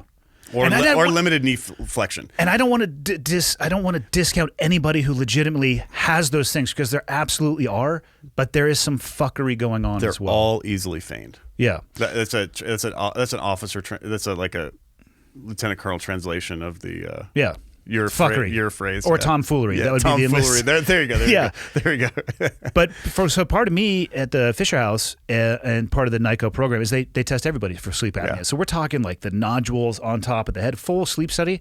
I don't have it, and when they told me that, I'm like, good, because I don't actually want to put a Darth Vader mask on every single day. Well, it's going to bother your wife. It's going to be a big pain. Holy cow! And then I was actually I was rooming with a guy who ended up actually having it, and he went to that sleep study, and they basically woke him up halfway through, and they're like, you need to put this on your face because you're dying every night that you sleep. Yeah. A week later, he was a different man. Oh, better. Yeah. Oh, yeah. But he was there as like a midterm checkup, because he felt like, and his command had actually pulled him out of an operational role. They're like, hey man, you're just not, it doesn't seem like you're performing at your best. We're going to send you here for some diagnostics. So he continued to serve afterwards, but he got a much better understanding. So for me, that was the first step, because the doc was like, listen, you can get out if you want to, at least go get your medical record fixed. I was like, okay. So I went back and I sat down with him, and he's like, listen, I'm submitting this through the PEB process, the Performance Evaluation Board. Physical Evaluation Board. Yeah. Performance or physical, whatever it might be. I'm not a goddamn expert. And then the MEB, which is the Medical Evaluation Board. Yeah, and they're tied. They're related, yeah. And in that was the VA rating that came with it as well. So that was my first exposure. And man, it was an interesting journey. It was about a year. I submitted the paperwork, and I think my initial rating came back at 90. And then my record flagged because something had been put in improperly, so it got redone, and it landed back at 100%, which I struggle with that. I struggle with that title because I don't look at myself that way. Yeah, like 5 minutes ago, you were the world record holder in wingsuiting. But that's laying down on an air mattress. So I actually think you could do that 200% disabled. Okay. I'm telling you, the physical. And actually, if you could train a guy with no legs to do it, think about. No, that's bullshit because your weight ratio is all fucked up. You'd have like. Well, what do you know? You only have like 4,000 free fall jumps, whatever. You'd probably go so much farther because you're lighter. I've jumped out of an airplane 9 times. I'll have you know. I'm an expert. Yeah. So, but I struggle with that, and something that because my body has a lot of wear and tear from a military service. But go ahead. Can I just pause? I just want to pause you here because I hear that all the time, and people are like, "Well, I'm 100%, but I'm not missing a limb," and all this stuff. Here's what I say to veterans who are about to go through this program. Well, first, let me tell you my similar story. So I go in and I'm retiring from the Army as a lieutenant colonel, and I've got got the amputation. I've got nerve damage to my remaining leg, and I had I've got some scarring. My whole abdomen looks like somebody lit it on fire and put it out with an ice pick. Like it's a big mess. My entire abdomen is a mess. So you're probably 20%. Yeah, like 20%. I had a. We should at some point talk about the VA math. Where 1 + 1 equals 97. Yeah. Skull fracture, broken neck, all this stuff. And the guy who's doing the things is like, wait, so this is all you're putting on here? And I'm like, well, yeah, that's all I have. I got the amputation and the rest of the stuff. And he goes, well, what about tinnitus? I go, well, my ears don't ring. And he goes, there's no test for it. And I'm like, well, right, but my ears don't ring, He's like, so what about tinnitus? He's like, what about tinnitus? And I'm like, listen, I don't have it. He's like, okay, fine, whatever. And he's like, what about hearing loss? And I go, I don't have hearing loss. And he's like, but you were a tanker. And I go, well, yeah. And I was also a jerk to everybody. And you can ask them. They're probably all watching this. And I was a jerk to everybody. Like, we're going to wear our earplugs all the time. I had my earplugs in when I got blown up. The bomb was like closer than I wish it had been. And it's funny how EarPro works, though. It's amazing. It actually works. So my hearing when I left the Army at age 42 was the same. Actually, I went back and looked at my medical records. It was the same as when I came in, when I was commissioned at 21 or 22, whatever it was. So no decrement there. And the guy's like, well, but hearing loss, like you could get claimed. And I'm like, man, I don't have hearing loss. He's like, what about your brain damage? And I go, I don't have brain damage. Like I thought we've had this conversation before, Yeah. I don't have that. And he's like, he's getting angry at me. And he's like, listen, I can get you paid for it. All you have to do is put it on the sheet. You were unconscious. You had a skull fracture. I can get you paid for it. And I go, listen to me. Since then, I got a master's degree and a PhD. I worked at the White House. I taught at West Point for 6 years. Taught at a good school for 6 years. I don't lash out at my wife most of the time. I don't have any of the symptoms of brain injury. I'm not going to put it down, dude. And he's like, fine. And so my choice was to only put down conditions on the sheet that were combat-caused conditions. Okay. And so what I always say to veterans like you and like everybody else is, I call it it's basically a mental experiment, not a policy proposal, but I call it the 10 citizen test. So walk out here into town, walk up to 10 random citizens, in your mind, war game it, don't actually do it unless you want to, and say, listen, I'm a disabled veteran. And they're going to say, okay, thank you for your service. And you're going to say, you're welcome. And then you list your conditions. You say, from 1 to N, here's my conditions. I have an amputation. I have this. I have that. I have, significant nerve pain and my ankle doesn't work all the time, whatever it is, right? But list your conditions 1 to N. And if you can do that with a straight face, then they're legit. And if anything on that list, the person who's been a 30-year truck driver is like, wait a second, I never served in the military and I have that same condition. Why does your life privilege you above me? Then maybe it's not legit. So just that mental experience, because and I'm a big hunter. I love hunting, but making the choice to kill something so you can consume it is a moral choice. It's not morally neutral to kill a deer, right? It's also not morally neutral to claim disability benefits. It's not morally neutral because it's the same exact thing as walking over to your neighbor who's also struggling to pay the bills and saying, hey, give me some of your money. Hey, do you mind if I root through your purse for a second? Yeah. That's exactly what it is. It's not morally neutral. And so you should only claim conditions that you believe are morally justified for your fellow citizens to pay you for. And I think in the most cases, things like sleep apnea that's nonsense. It's nonsense, and people should be ashamed of themselves. In a lot of cases, there are other conditions that in Wounding Warriors we talk about this guy. There's a guy that we talk about who his parents had schizophrenia, both of them. He had a schizophrenic break in high school. He enlists in the Marine Corps with a medical waiver, goes downrange as an infantry Marine, sees significant battle, I think I want to say Iraq, I'm not sure for sure. Gets out of the Marine Corps, goes through this period where he's doing a bunch of drugs, has some more schizophrenic breaks, blames those schizophrenic breaks on the Marine Corps and on his service. Instead of looking within and saying, actually, this is a genetic condition which I already had before, and maybe it was made in some degree worse by military service, but is this really the fault of my fellow citizen? So there's a lot of part of what's happening when people claim disability is kind of a blame shift thing here. So, one of the things I was if you read your Bible and you start at the beginning in Genesis, when like one of the first sins in the Bible is the Adam and Eve with the apple thing, right? And Eve takes the apple and she eats it, whatever, and then God comes down and God says, and then she gives some to Adam, and he eats it, and then God shows up and God's like, hey, what's going on around here? I leave you two unsupervised for 5 seconds and you're messing everything up, and Adam points his finger at Eve and says, she did it. It's her fault. It's her responsibility, right? And I think that's a significant sin that's in that first part of the Bible. And with respect to disability and disability policy, all this stuff here, there's a powerful incentive to let's say you get out of the service, and instead of doing jiu-jitsu and working out and whatever, you allow yourself to get big and fat. Well, I do those things so I don't get big and fat. Exactly. And you get sleep apnea. You have two choices. On the one hand, you can point to your sleep apnea and say, well, that was caused by my military service. I'm a disabled veteran because of that. Woe is me. It's the government's fault. And you get paid if you blame the other person. Whereas if you say to yourself, oh gosh, it's my responsibility. I should probably lose that 40 pounds I've been carrying around, and then I wouldn't have sleep apnea anymore. That requires you to do the hard work of fixing yourself. Yeah. Same thing with mental health conditions, by the way. If somebody has depression, let's say, depression is a curable disorder. Now, you can do the SSRI route, which is a route that is fine. You can do physical fitness, you can do meditation, you can do yoga, you can do prayer, you can do all these things. But depression does not have to be a lifetime sentence.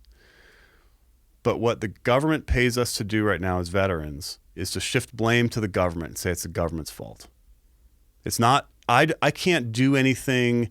I'm not responsible for fixing myself. It's somebody else's fault. It's a kind of blame shifting that's built into the system, and it's causing veterans to lose their identities in the morass. Well, like you said in the book, it's a system that is almost enticing some people to be unwell and to not get better. Yeah. Because if you were to get better, and let's say your rating went down, decreased, your potential monetary allotment could be decreased as well. Yeah, exactly. Like I was telling you, literally yesterday, I'm scrolling through Facebook, which I don't recommend anybody should do. No. You said you were on a plane, though, so there's nothing else useful to do on a plane. But I don't know how I ended up in some of these veteran groups, which another clarifying point for people, I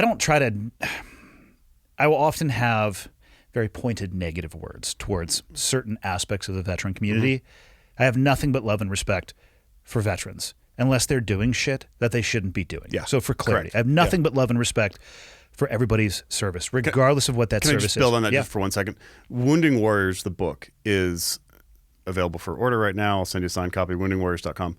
The Wounding Warriors is not about individual veterans. I mean, there are stories of individual veterans in here, and they're compelling, engaging stories. But they're navigating the VA system. But they're stuck in a system which is making them have bad outcomes. And so this is a critique of the system, not of individual veterans. Individual veterans are typically not the bad actors here. Although there are some, there's a guy arrested the other day for faking paralysis for years, and he bilked the VA out of like $1 million, and the Department of Justice just caught him. This was in the news like last week. Pretty impressive fakery there, but there are some bad actors in the system, but the system itself is bad. The system is causing bad outcomes for veterans. So this is a critique of the system, not of veterans. I'm not critiquing individual veterans. That's a critical point, and it ties right into where I'm going. So in some of the veterans groups, there was a post. It couldn't have been more fortuitous timing. Mm-hmm. I'm scrolling down, and it's a picture of somebody's award of 100% disability. There were hundreds of comments, and you made the statement accurately. It was people congratulating for probably the first 50. And then a couple people chimed in, hey, congrats. Also, I'm stuck at 80. I'm not going to give up this fight. I've been at it for 4 to 6 years. And then people would message under them, don't give up the fight. DM me. Stay at it. Yeah. Stay at it. DM me. I can talk you through what you'll need to do to get across that finish line. I'm not proud of the fact that the military gave me, or not the VA, the VA gave me 100% disability rating, because I don't feel that way, and I actually work as hard as I fucking can every day to be as physically capable as possible, because I already know for me, the last few years of my life probably aren't going to feel that great. So I'm just like, fuck that. I don't want to be that. And I never looked at it, or I don't ever want to be involved with a group of people who see that as a target. Yeah. And that's what it was. I had to stop scrolling down, because again, it just pissed me off. Mm-hmm. Keep going. Like, what the fuck are you celebrating? Yeah. Why would you celebrate the worst possible outcome? Because if you're saying you're 100%, they're celebrating the money. Well, correct. But I mean, I like to shift the frame here. So if you're celebrating the worst possible outcome, I mean, 100% disability, in theory, means that you are basically incapable of productive economic activity. You can't work. Are you not supposed to work if you're 100% disabled? You can't. You can. It's not an individual assessment. Yeah. It's an average assessment of what a veteran would be capable of with your set of conditions, is how it's framed. There's one particular program in the VA called individual unemployability, where people with lower ratings can get compensated at the 100% rate if they don't work.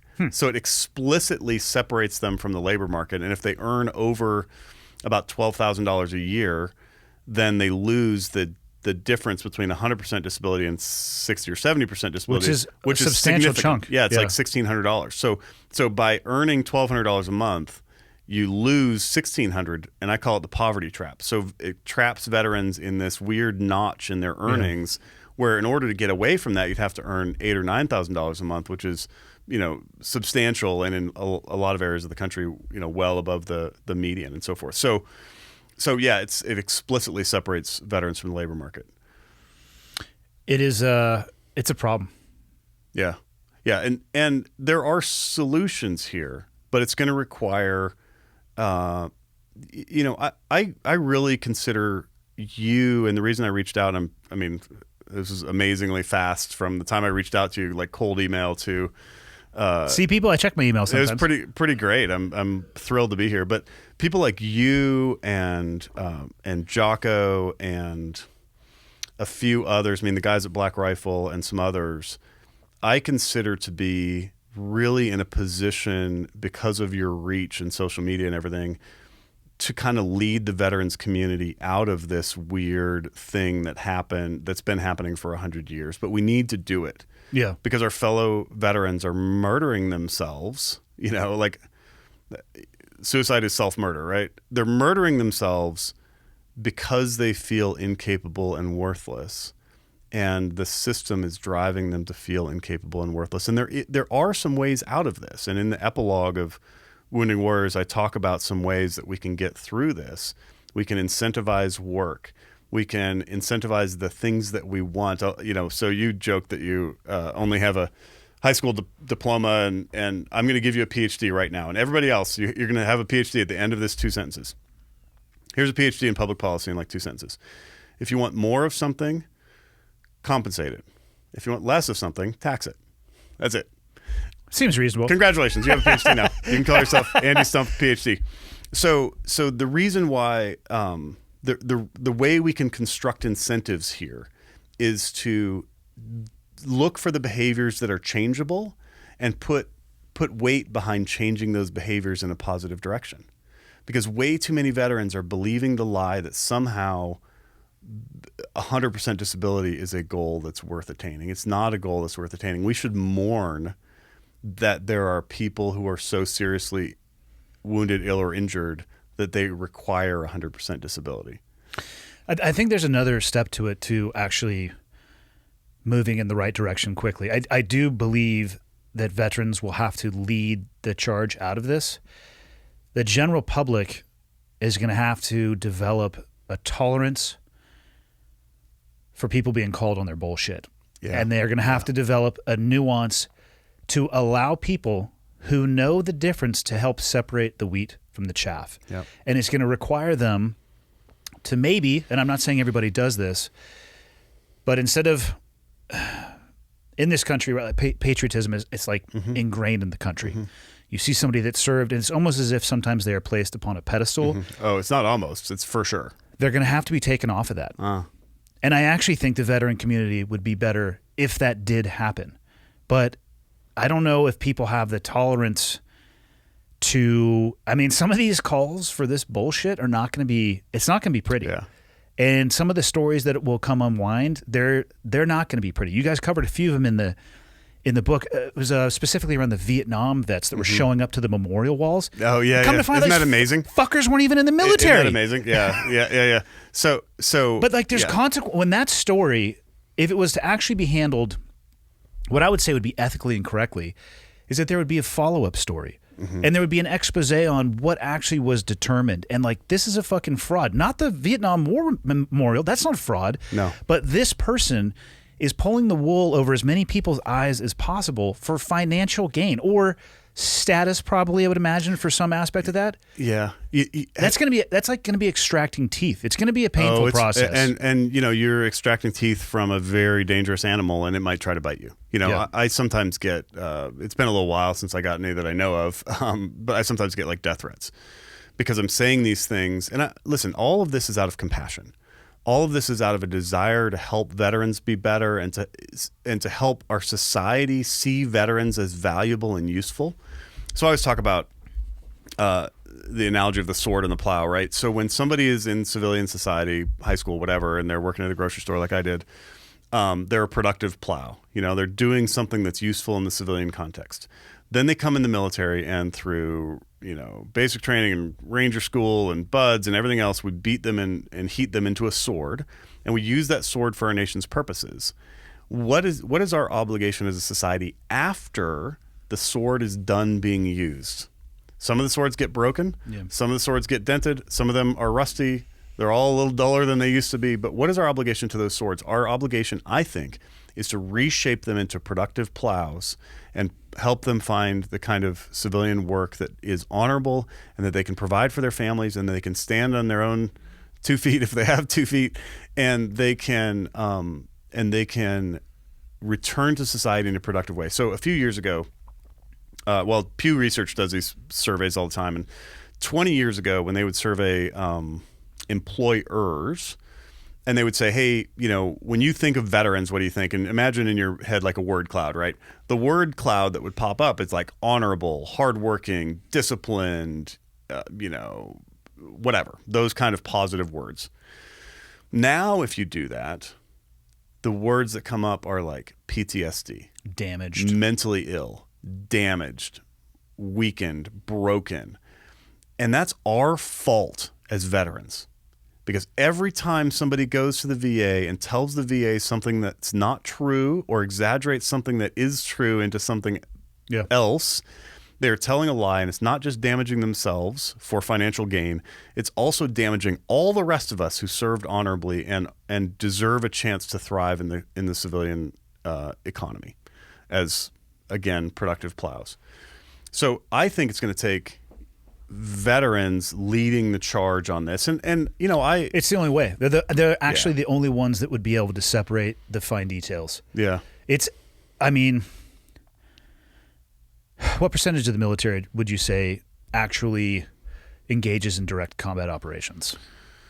So the typical phrase is like 90% tail to 10% tooth. And even in the 10% tooth, In those communities, you're talking a small percentage. Even in the SEAL community, yeah, not everybody has gone and experienced combat, or there's very varying levels and degrees. combat exposure varies wildly, even among Yes. people in combat arms occupations. My own personal experience is I encounter about 90% of people who are John fucking Rambo. Yeah. And 10% who are like, it's just my foot. 10% are like, yeah, this is, you know what I mean? Like the ratio is flipped. Oh, even in the elite forces, it's 90% are just rank and file guys, and 10% are I don't know what Rambo type guys. No, what I'm saying is like you're out at a bar, right? Yeah. Oh, yeah, If yeah. a small fraction of a small fraction actually participated in that activity, why is it that every single fucking person that you met has a story about clearing a trench? Yeah, You know, that's you know what I'm saying? Yeah. We talk about that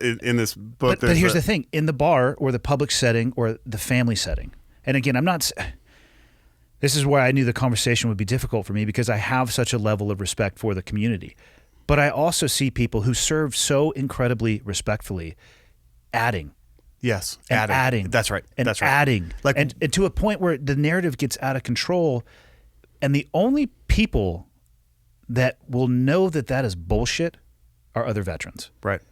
Because the families don't know.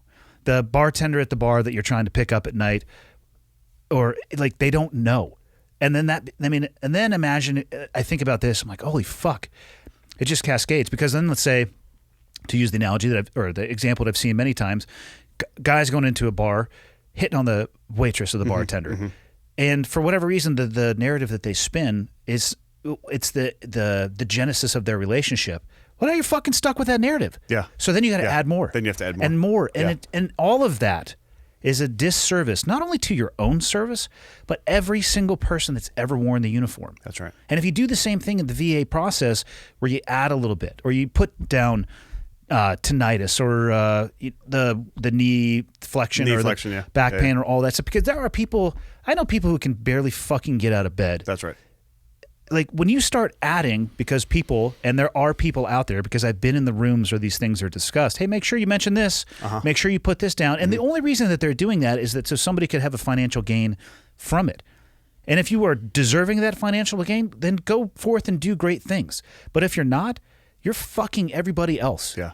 That's Yeah. going to come after you, but also everybody else that has come before you. Yeah. And the regular the population, there's no way that they're going to be able to separate that wheat from the chaff. That's right. But we can. So one of my favorite lines in this entire book is when Chris Free, who's a friend of mine, is talking. He's a psychiatrist, a psychologist, I think, not a psychiatrist. But anyway, so he, if I got it wrong, Chris, I'm sorry. He jokes in here. I think it's him. He jokes there were like 300 SEALs operating in Vietnam, and I've met all 10,000 of them. Oh, for sure. You know, Yeah. So it's people who were doing honorable work. They were generator mechanics. They were aircraft maintainers. They were doing all this other stuff, and for whatever reason, they have the desire to put themselves on this pedestal that is not earned, and in doing so, they're insulting all the people who honorably did that other work. And I find it to be really disgusting. Yeah, I think they know that they are. do. Imagine if you were actually living a lie. yeah.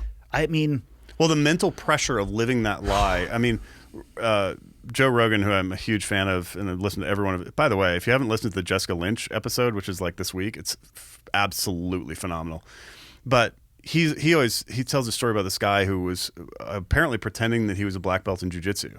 And then some guys start rolling with him, and they're like, wait a second, this guy's not what he's saying. Instantly.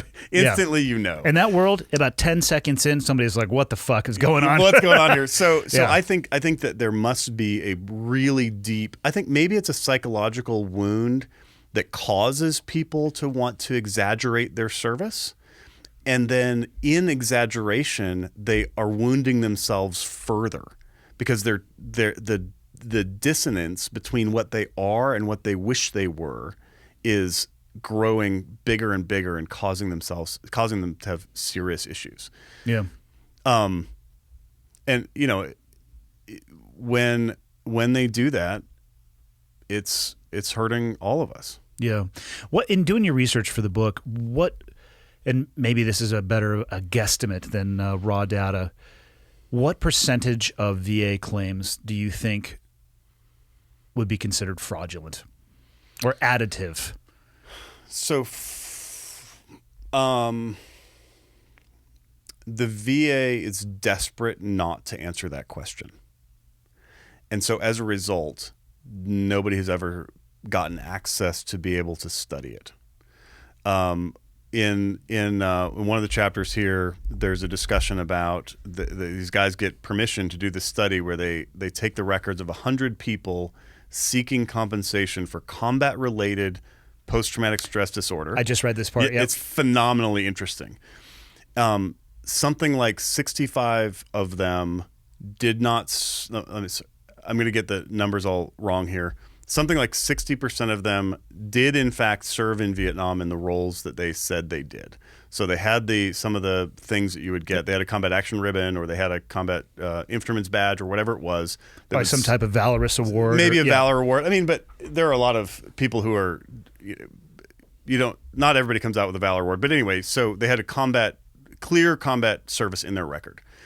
And then there were 30% of the 100, 30 or so guys who had who were claiming that they'd been deeply exposed and traumatized by their service, but there was no evidence of having served in Vietnam at all, and certainly not in these combat roles. And then there was a tiny, 5 or 6 of them who had never served in the military at all. And how in the fuck does that happen? I don't know. How does somebody who know. never served in the military actually bullshit the Veterans Administration to getting paid money? I mean, there's a famous records fire in like 1978 where a bunch of records, it's true. It's a true story. There's a whole warehouse full of VA records that burned, and you could look it up. I think it was 1978 or so. And so a lot of people can say, well, my records were in that records fire. Maybe that's the case, or maybe people just don't want to know. There's a lot of psychologists, psychiatrists, others in the medical caring professions who they really believe that it's their obligation when somebody says X happened to me to just believe that X is true. Have they never met human beings? Yeah. Well, I mean, Jesus Christ. You don't need to have that many laps around the sun to realize that human beings are not all with honorable intention. That's right. But the problem is that they go in with the perception that these people are by their very nature honorable.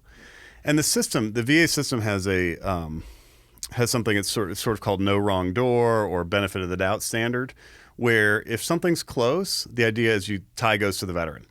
So if a veteran says, "Hey, I was in classified combat operations in wherever," which you weren't, the VA clinician is going to say, "Seems legit," and sign off on it. I would have a different stamp for that one, but again, I would have the BS stamp. That's kind of but if that doctor or whoever is seeing that doesn't know or come from that world, they're not going to be able to do that. And they feel bad about saying, well, I never served because I had flat feet or whatever, and so I feel bad about critiquing this person or pointing fingers at this person who maybe seems fishy to me, but I just don't have the tools to. So I'm just going to go. Classified Buds Class 415 Charlie Alpha. It's like, where's the stamp that just says wrong? Yeah. But if you don't know, you don't know. You don't know. And so there's some of that goes on. There are some high-profile cases of true cheating in the system. There was one just on the news last week, and I talked about it earlier. Like a guy had bilked the VA out of millions of dollars in disability benefits because he claimed he was paralyzed from the waist down, and then somebody saw him like wheel out of the VA, grab his wheelchair, chuck it in the trunk of his car, walk around and get in. And then later there's these Instagram posts of him at the gym, like squatting and stuff. It's like, hang on a second. People who can't use their legs aren't in the squat rack. But the brazen nature. Yeah. Do you think he has to pay it back? Well, he's going to jail for a very long time. It's a serious kind of fraud, and he's in big trouble. But that's not the problem. Those people get caught, and that's a relatively small number. What's not a small number is the people who have a condition which, if they have these symptoms, gives them 30% disability. But if they have these symptoms, it gets them 70% disability. And if they have these, then it gives them 100%. So I'll give you a kind of a silly, trivial example. And the easiest one, there's no feigning of an amputation, right? I suppose with telemedicine, I could do some CGI stuff and pretend like some Zoom filters. Some Zoom filter, yeah. Remember that cat Zoom filter? That was so funny. Like literally, I mean, like I don't LOL very often. It was LOL funny. But so with post-traumatic stress disorder is the one that has a lot of potential. By the way, a serious condition which is treatable, but is can be totally debilitating if it's not treated. And we need to get these guys the mental health treatment that they need. So put a period at the end of that sentence. However, if you have a 30% PTSD diagnosis and you want to get it upgraded to 70, it's a very discrete and easily researched set of things that you need to say in order to get to 70. And in order to get to 100, you need to say these other things. And by the way, these things are behavioral things primarily. And the VA clinician who's doing the checkboxes on the sheet doesn't observe the behavior. So it's just self-reported. Yes, right? That's right. So if you go in and you say, hey, doc, I can't get out of bed 5 days a week, the doctor doesn't have a clue whether that's true or not. Yeah. If you go in and you say, my intimacy with my wife is totally degraded because I have these flashbacks and I can't get an erection. The only person that knows whether you can get an erection or not is, you and your spouse. Yep. So if you endorse all these symptoms, then you can get yourself to 100%. And the number of people who are doing that is a large, large number. Just like the number one condition that the VA compensates for is tinnitus. There's no test for tinnitus. There's no test. The only test is, hey, veteran, do you have tinnitus? Yes, I do. Okay, here's 10%. I mean, that's it. Oh, it bothers me terrible, doc. Whenever I'm in a quiet room, I just hear this screeching sound. Okay, well, for some people, that's true. Maybe it's loud. No, whatever it is, it causes that. But all you've got to do is be willing to tell a little white lie, and you get the treatment. And right here on the back, this guy he's a doctor in physical therapy. He's a U.S. Army guy. He says, Wounding Warriors shows that the current system promotes waste and abuse not only of VA disability payments, but of unnecessary medical appointments. It would almost be easier, he says, to give soldiers a piece of paper that asks, are you willing to lie, cheat, and or steal to receive 100% disability? And if they check yes, just give them 100% because it will free up waste from unnecessary imaging, behavioral health, sleep studies, etc. I mean, that's a provider. This is a person in the caring profession who his job, we withheld his name because obviously that's a pretty explosive quote. But it's indicative. I mean, imagine his headspace. Yeah. I would imagine or suspect that you talked with probably a bunch of providers or people that. For sure. How long in interfacing in this system? I'd imagine they come in with. They get burned out. They come in with very high ideals. And then they pull the curtain back so fast. They get burnt out so fast because they're seeing the fraud, waste, and abuse, and they're like, my goodness, man, what am I doing? There's one guy in the later chapters who was I think he's a retired Marine Sergeant Major or something like that, and he becomes one of the people who's examining VA claims. So he's the guy who has to go through, and he says he used to, when he was at the gas station or whatever, he used to see like a disabled veteran license plate and be like, wow, thanks for your service, man, where were you, whatever.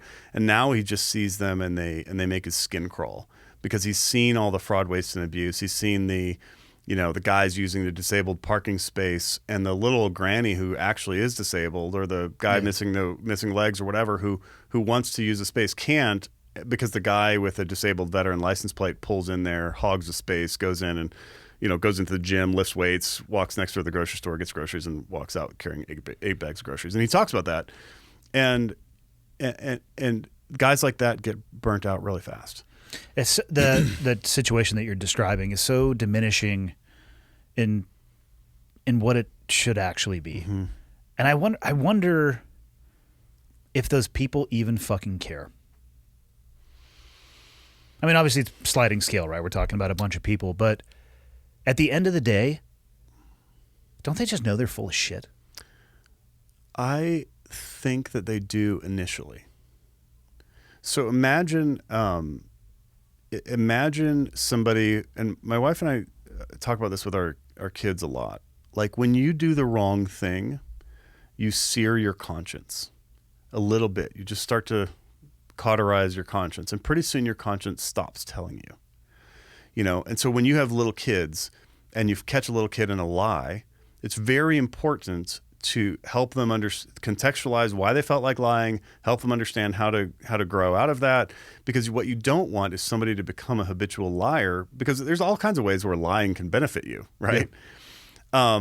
But you don't. We want to raise truthful children, and so we are always talking to our lovely children about, don't sear your conscience. And I think what happens is veterans are searing their consciences.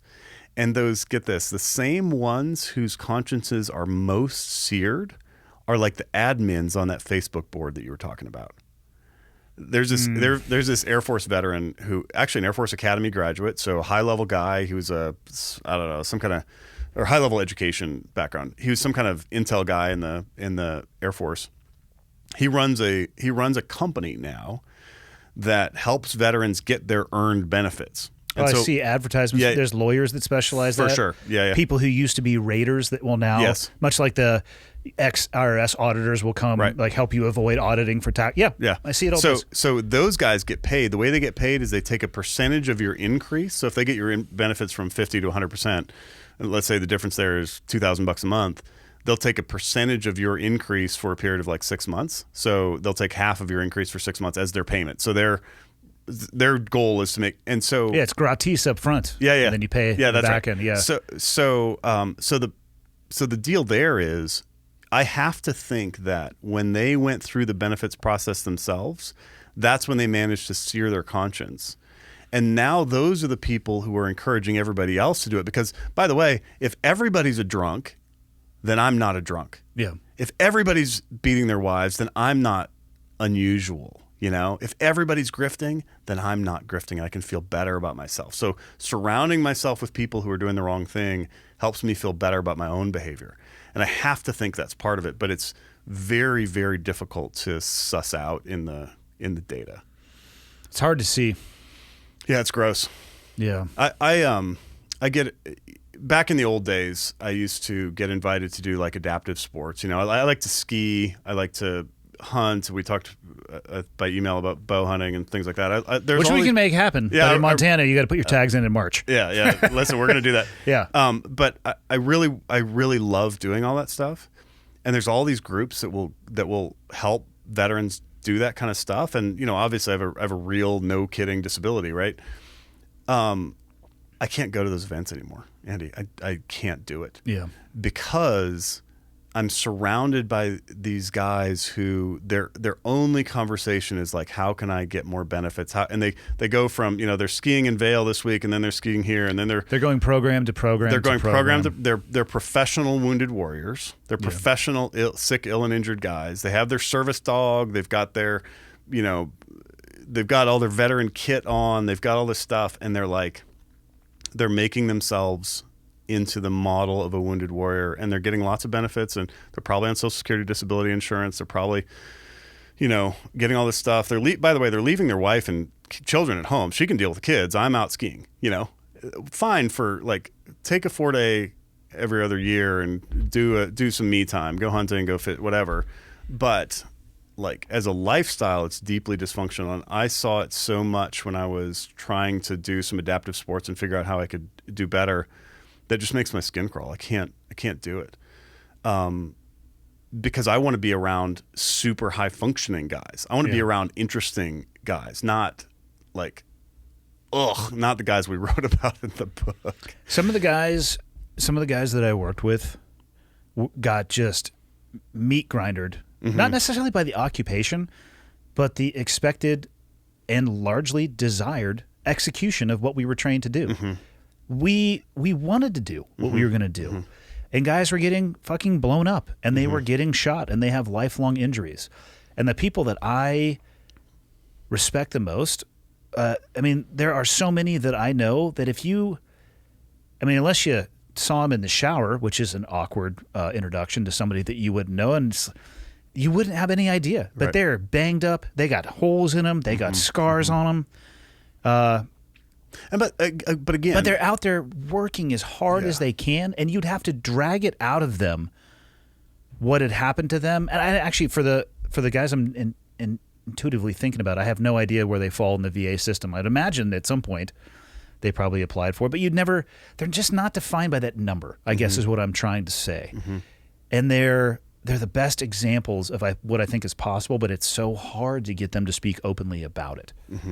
It's those are the people that I want to be around. Yeah, and I feel like in your community, because there's so many screening criteria to get to that level, that those are probably the people that are gonna thrive in additional adversity, just like for sure. Just like they thrived in, Hell Week wasn't that bad for them. Like, it was terrible for everybody, but it wasn't that bad. Like, you could totally do it, right?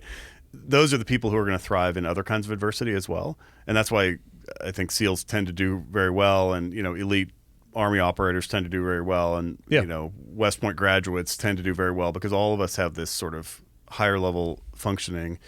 But I really my heart really breaks for the guys and gals who their service and their injuries, if any, define them in a negative way. My heart breaks for them. How would you change the system?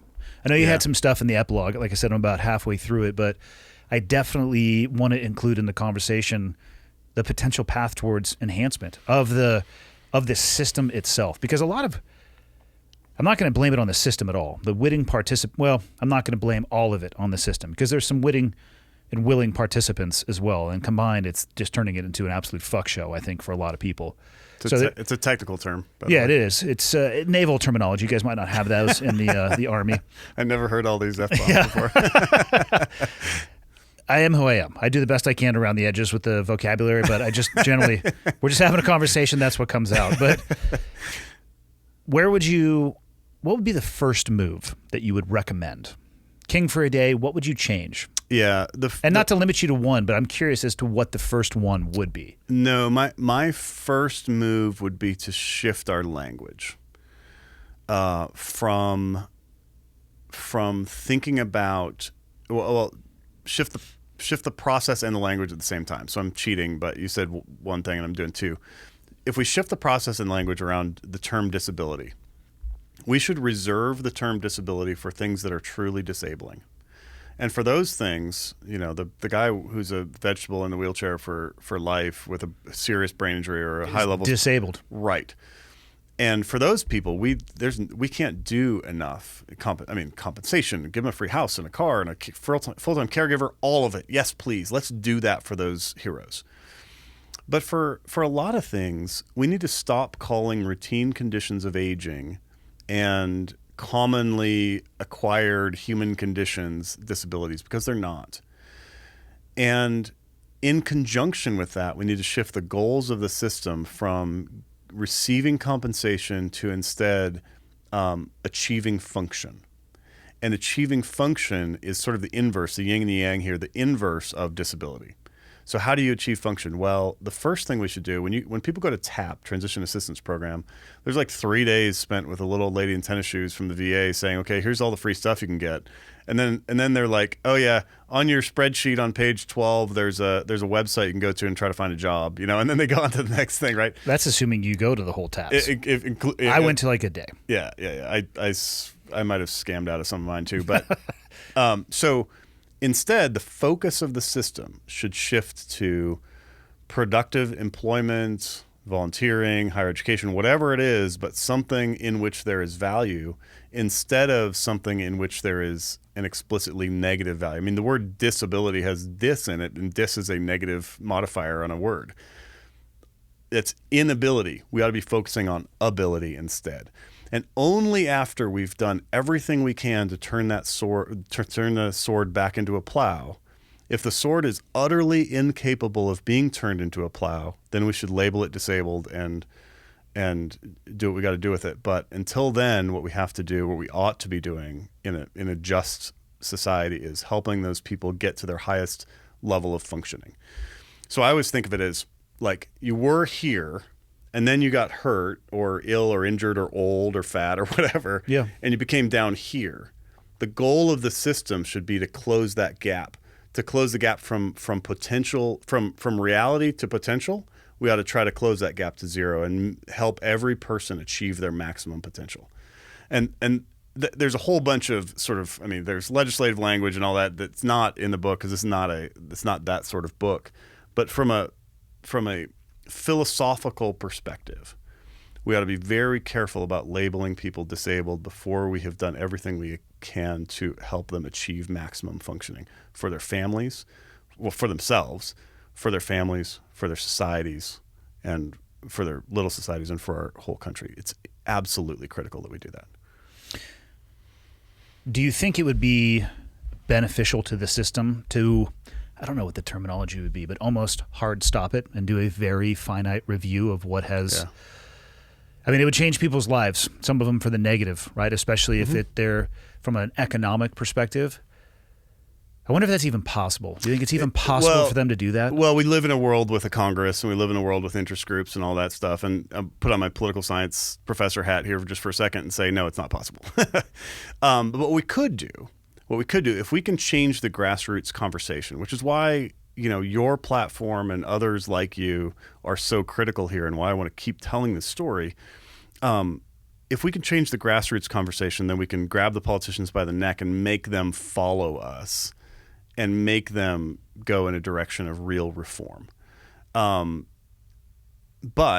one of the ways that I saw some proposals written back when I was working at the White House was, why don't we safe harbor the people who are currently receiving disability, whatever. Like, we're not going to touch anybody's current system. But for people going forward, we're going to change the following things. And we're going to make benefits bigger in some cases for people with truly disabling conditions. And we're going to take some conditions, sleep apnea has been our whipping boy all day. Let's keep with that one. We're going to take sleep apnea off the disability chart entirely. Now, we'll treat you for it. We'll give you the CPAP. You get medical care for it for sure, of course. But it's not a disability. Stop pretending it is. Tinnitus, not a disability. It's common, right? We ought to be really careful about labeling PTSD as a disability until we've done everything we can to help people heal from it. Because by the way, side note, in civilian contexts, we're talking about like rape victims, people who were imprisoned unjustly or justly for that matter, a lot of psychological damage in prisons. But there's a lot of people in civilian contexts who have real, legit, no kidding PTSD, and with proper treatment and they can get better. Yeah. But the paper I'm thinking of just came out in 2021, and it's these psychologists, and they do this study that shows that veterans are terrible subjects for PTSD treatment, like testing, because the veterans are so motivated by keeping their disability benefits that they're never going to get better. And if they get better, their their fear is, and that's very rare that actually happens, but that's their fear, right? Yeah. And so their argument was, anytime you're testing a new thing, whether it's the bariatric chamber thing, what's that called? Hyperbaric chamber. Hyperbaric chamber, yeah, thanks. Hyperbaric chamber or stellate ganglion block or ketamine or any of those things that are showing some promise, MDMA, yep. Any of those things that are showing promise for PTSD, you shouldn't even test those on veterans, because the veterans' incentive to stay sick is so strong that even the most powerful, interesting treatment isn't going to work for them. Yeah, it's going to skew the results. It's going to skew the results in a really bad way. So anyway, taking a bunch of things off the table for disability in favor of putting that same amount of resources towards helping people thrive would be very powerful. So moving people toward, incentivizing people for employment and things like that are all things that would help veterans have better outcomes overall and help our society be one that is more just. And by the way, you have a son who's 18, I have a daughter who's 19, and twin boys who are 13. Do you have any other kids? Yeah, a 16-year-old boy as well and a 13-year-old girl. Oh, cool. We ought to do some arranged marriage stuff with one of my sons. Is I'm not perfect. Sure that legal, but we can look into it. We'll look at it. We'll talk about it offline. I'm always looking for interesting people. Like when my sons eventually get married or my daughter gets married, I really want them to get married to people who have interesting parents so that I can have like more friends. That'd be great. But anyway, where was I going with that? You were asking me if I had kids and what ages they were. You were talking about your kids' ages as well. Yeah, but how did we get there? What was right before that? We were talking about the incentive. Yeah. Here's where it was.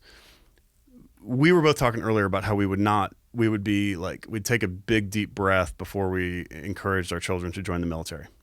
Not necessarily to join the military, just in general, take a breath to determine who they want to be or how they get there. Yeah. Well, like for me, I would be deeply ambivalent about any of my children serving. I'd be, on the one hand, I'd be intensely proud of their service and our legacy. On the other hand, I'd be like fearful, and I'd be looking at our, current political leadership or past or future political leadership and being like, are we going to waste our kids' lives? Or are we going to? I bet you our parents probably navigated those waters as well. I'm sure they did. My dad didn't have a great experience in Vietnam. Yeah. And my mom came from an Army brat family. Both her mother and father were in the Army. But before that, my grandmother was a nurse in World War II actually got discharged from the Navy from post-traumatic stress from dealing with the frontline soldiers, lied about it, and got back into the nursing corps in the Army. So holy cow. Yeah, well, let's just say there were some lifelong issues from that, and I don't think I'm speaking out of school by saying that they chose alcohol as the main treatment function. Yeah. So, I don't think, I think it's safe to say that the military was not my mother's first hope for me. Yeah, exactly. But then I come home at 11, I start talking about being a SEAL. At 17, I come home with enlisted paperwork. I'm like, oh, the recruiter's outside too. Can you sign this paper? And they did. So one of the things that veterans embracing disability and changing the cultural narrative around veterans service from being honorable and proud and all of that, disciplined, to being negative, mentally ill, broken, physically degraded, all that stuff. One of the things that does is it causes society to view veterans as broken and whatever. Yeah, the broken toys. The broken toy narrative. And it also, and therefore, people are looking at their own children and saying, I don't want you to serve because I don't want you to end up like what I think of veterans as. So it has a profound national security effect, because now it's very difficult. It's becoming increasingly, people's desire for their children or willingness for their children to serve by surveys has been dropping over time. And the effect of that is that the military is having to go to more and more extreme bonuses and things like that to get people in. Or waivers. Or waivers, so they're going lower in the quality pool. Yeah. To recruit people. They're recruiting people with felony waivers or lower ASVAB scores and all that stuff because they have a certain number of slots they've got to fill. And people with high degree of potential, the parents are like, maybe not, because they're seeing the broken veteran narrative that people in our friend groups are purveying. I can't fault the parents for making decisions based off what it is they're seeing and experiencing and hearing. Exactly. Yeah, I hadn't thought about that I had not thought about that at all from the perhaps reduced or influence away from serving in the military if their kids had expressed that. That's an interesting model that I wouldn't necessarily want to play out. Yeah. Tim Kennedy, I think he was talking about it on Rogan, by the way. Joe's awesome. You would love him. He was talking about how it's harder to get into the military than it is to a lot of four-year schools. Oh, interesting. Yeah, I bet it is. And it should be, from the physical disqualifications. All of that stuff, the testing that goes into it, it needs to be that way. It shouldn't, and I hope it never gets to the point where they're in such dire straits that they'll pull anybody. Like the wavering thing, not an awesome idea. Like you were using the example of the guy who had a schizophrenic break and had a waiver. And, maybe people don't want to hear this, but guess what? The military should be an available option for everybody, but there are some things that are going to disqualify you, and that's okay because it's for the benefit of the military and therefore our national defense or our national interests. Man. Yeah. So if somebody has, if you put a dish in your dishwasher and it's got a little crack and you put it on the heat cycle, it's gonna, it could shatter, right? Well, if it doesn't, just throw it into some cold water while it's still hot, right? And you're good to go. Precisely. Not that I've ever done that. Like yesterday. So what the military ought not to be doing, if it can avoid it, is taking cracked vessels on board. Yeah. And because combat is pretty hot, right? And it's gonna. And by not taking that cracked vessel, that's going to ruin some people's dreams. Tough. But that's for their benefit. Yeah, tough. Yeah, I agree with you. Yeah. I have deep sympathy for people who are, mentally ill. Same. People who have schizophrenia, people who are, and I probably get some heat for this, but like people who are struggling with gender identity, gender dysphoria stuff, all of that stuff.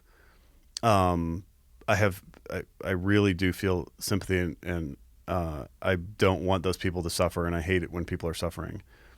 But also, I can understand why the military ought to be like, maybe we ought not to. Maybe we're going to prefer other kinds of recruits over those. Yeah. Same reason we don't recruit people who are, who don't meet certain height qualifications, or people who are Or wildly legitimately obese, or flat feet. or legitimate flat feet, or What's the whatever. reasoning behind that one? I think people with flat feet struggle in like road march situations. I think their feet get like stress fractures and stuff more. I think. Yeah. I don't know. I never really have asked anybody, but I've been curious about it for a while. I had great feet. I had now I have a great foot. I had infantry feet basically, where like even at Ranger School I never even got one blister at Ranger School. Oh wow. It was great. So for anybody who's thinking about going to Ranger School or any of these other elite schools, I would do this crazy stuff. Like I would road march barefoot for like the first mile when I'm training. I'd road march barefoot, and then I'd stop and put on my boots but no socks, and road march for the like next 2 or 3 miles. And then when you start getting hot spots, then you stop and put socks on, and then you keep walking. So you're like literally looking really getting those calluses nice and thick. But I had great feet, and then I got one of them blown off, so that was suboptimal. You can still have a great foot. I have a great foot. Yeah. I mean, let's just look at the glass half full. Daniel. Yeah, Jesus. it is literally half full. I have like 50% the allocation that I started out with. You think you'll ever run for office again? Well, I don't know. How was that experience? It was great. It was honestly, it's great. And I ran for United States Senate in Virginia. So I did not start out with. I used to joke like people would start out like why don't you start with something smaller? And I was like, well, I can't start out as dog catcher because I can't catch a dog. I only have one leg, so got to run for something else. Yep. That's supposed to be funny. I guess didn't work. Well, it's kind of funny. Not as funny as some of the other things I don't know if I I'm said. allowed to laugh at you only having one leg. It's pretty good. You can laugh. I think okay. only people It's with one 100% leg can okay. laugh. All right. No, it's 100% okay. Anyway, so I did take a big bite out of the gate. Yeah. Right? Running for U.S. Senate is high office. So did Crenshaw, though, too. Yeah, totally. And Dan actually got on me when I was running. He was like, "Why didn't you run for Congress first?" And I'm like, "Well, I live in a D+30 district. The Republicans aren't going to win in the 8th congressional district of Virginia." And he's like, "Oh, good point." Anyway, so I ran for U.S. Senate, and it was phenomenal. I got to meet basically everybody in Virginia, and from the farmers with their big, thick, calloused hands to the school teachers to the pastors to the veterans to everybody. And I just really enjoyed it, and honestly, it tied to my service in the sense that I went in the Army when I was 17, so I never really had all that much interaction with like regular civilians. Yeah, and then running, you discover that these are really great people. These people that we served all those years and risked our lives for, they're phenomenal people. They're worth the risk. Yeah, and so it was really fun. The Republican Party at the time had kind of abandoned Virginia. Like, oh, Republicans are like catastrophists. So they lose a race, and they're like, oh my gosh, Virginia lost forever. Like Democrats lose a race, like they lose in Texas for U.S. Senate or whatever, and they just double down. They spend twice as much, and they run Beto O'Rourke again, and then they lose and they run twice. They spend twice as much. Republicans are the opposite. They lose once and they're like, oh my gosh, it's too hard. I quit. Virginia's off the table. And so everything we did, everything my campaign did was all grassroots. I got more votes than anybody in the history of Virginia, any Republican in the history of Virginia, and I lost by 400,000. Damn. So that wasn't great. I got 1.9 million votes though. That was pretty cool. That's a lot of votes. That's a great number. I wish I had that many followers. That's a shit ton of people. If I had that many followers on Instagram, I could monetize Instagram, but I don't really. I think Instagram. you'd just get driven nuts by the direct messages you got. Turn off the DMs from veterans going, "Hey Daniel, I'm gonna fucking kill you." Did you get your disability yet? God. Did you get your disability yet? Do you think you'll ever write another book on the topic? Well, this book, Wounding Warriors, only addresses the disability system. It doesn't really do anything about the healthcare system. It's not about the healthcare system of the VA. I think there's more books in here. This concept, I think. But first, I need to sell a trillion of these. Because really, I don't even, when people buy these on Amazon, they come out on Amazon today. Actually, and this will air later, but 2 Mondays from today. 2 Mondays. Okay, Yep. so today's October 26th or something. It came out on Amazon today, and I think I get like 50 cents or something for every book that sells on Amazon. That's not a lot. Stupid. If people buy it on woundingwarriors.com, I get a little more. But I don't even really care about the money of it as much as getting the message out there. Telling veterans, like, listen, man, we can do better as a society of veterans. Like, we're in charge. Do not expect self-rescue. We're in charge of ourselves. What can we do to make this better for our fellow veterans? The veteran community is they're the only tool that's going to fix this. But I wonder if you posted on your Instagram something about, when you post something about this interview, how many comments are going to be, I'm trying to compare, like, when somebody says, hey, I got my 100%, and there's hundreds of comments, how many people are going to be like, yes, we should all eat spinach here? I mean, because there's a sense of this is kind of like eating spinach. Yeah, I would imagine that I would imagine that people who are not involved or haven't worked through the system, who are not vets, they probably won't say very much. Because they don't feel they have the standing to do so. I think the veteran community doesn't often take a lot of criticism from non-veterans. It's like, again, it goes back to the pedestal thing, right? It's almost as if people feel like they are risking or gambling by maybe making a negative comment or pointing something out that is other than the traditional, thank you for your service, everything's great, rosy, honorable service, which, again, I think you and I both beat this one to death, but I'll say it again, is what I think almost everybody's service is like. Like, I can't express enough how much respect and admiration I have for people who make that choice. But I still think it's a topic where the only people who will really be vocal are the veterans themselves, because I think other people feel like they're taking a risk by being vocal. I hope that enough veterans who feel the way we do about this system will start to feel empowered to blow the whistle on the people who are grifting. The people that I hang out with, the veteran, it's interesting. I look at some of my best friends, I classify them as that, and then I have to remind myself, like, oh yeah, they actually did serve too. It's stomach turning to them. So they're seeing these problems. They are not only seeing these problems, but they have also seen it as well. Yeah. It's too easy once you know the reality on the ground, like the bullshit. It's almost like you're not even looking for it, but sometimes it's just getting thrown into your face. And it's and then what I think ends up happening is they don't really want to go to those events either. And then maybe they'll still support financially, but eventually it gets to the point where they're like, I'm just going to actually maybe just do my own thing, and then a really awesome, not that wouldn't, if they did their own organization or their own event, that could be helpful, but then maybe a very legitimate organization could lose some backing because of those stomach turning experiences. Yeah.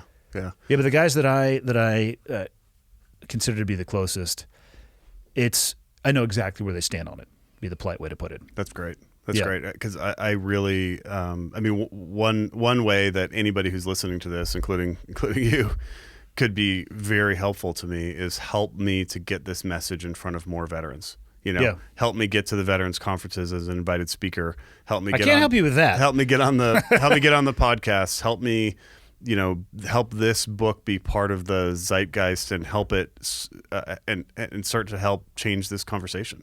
Because I'm sort of, you're familiar with the phrase, but I'm sort of body breaching the wire obstacle here. Yeah. I'm laying across the obstacle and it's letting an other uncomfortable people, place and it's to be in. uncomfortable. Yeah. It's definitely uncomfortable. Yeah. First guy through the door is probably going to take one right in the old chin. Yeah. And I'm first guy through the door on this. Yeah. It doesn't surprise me that people will reach out with other than supporting messages, especially if they feel like their financial stability is threatened by that. Right. My goal is not to threaten their day-to-day financial stability. My goal is to help them, in an ideal world, we find a job for them that pays twice what the disability payment would have been. And then you can wean them off of the disability payment. Does the, think of a rich veteran. I don't know. Does whoever, once somebody's making $250,000 a year, do they really need $30,000 from the VA? Probably not. We could probably wean those guys off. We could probably find a way to. All I ever actually cared about, even getting out, was just the healthcare. That's the only. I mean, I think you can find ways to make more money. Obviously, time you cannot. But with my 3 kids, I was thinking like I would. That's definitely a benefit that I would like to be able to maintain for them. I wonder what people would respond if we could find a way to bridge that potential gap and get you to where you were before you started service. Mm-hmm.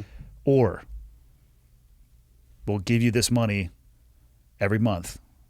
I wonder which one they would choose if they were actually given the option. And each required the same amount of work. If it required the same amount of work, that's the kicker. Maybe it would be 50-50. But if it doesn't require the same amount of work, which the current system doesn't, they're going to take the money. Yeah, they're going to take the money. You know, does the bear prefer the trash can, or does it prefer bearing in the woods? And I think that's the root cause of the problem. Yeah. How can people find you and help you spread the message, support what you have going on? Yeah, so I'm on Facebook at it's an old campaign Facebook. It's Gade for Virginia, FOR Virginia. That's my Facebook. And then the website for this book is woundingwarriors.com, and I'm on Instagram. Sort of. I don't really know how to use Instagram, but I've got Instagram. It's Daniel M. Gade on Instagram, and the same on Twitter. I was with a guy this last weekend who decided this weekend that he was going to really learn everything about Instagram and become an influencer.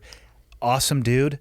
He reposted in his story like the same thing like 7 times in a row. He was just reposting. Was he just on accident or what?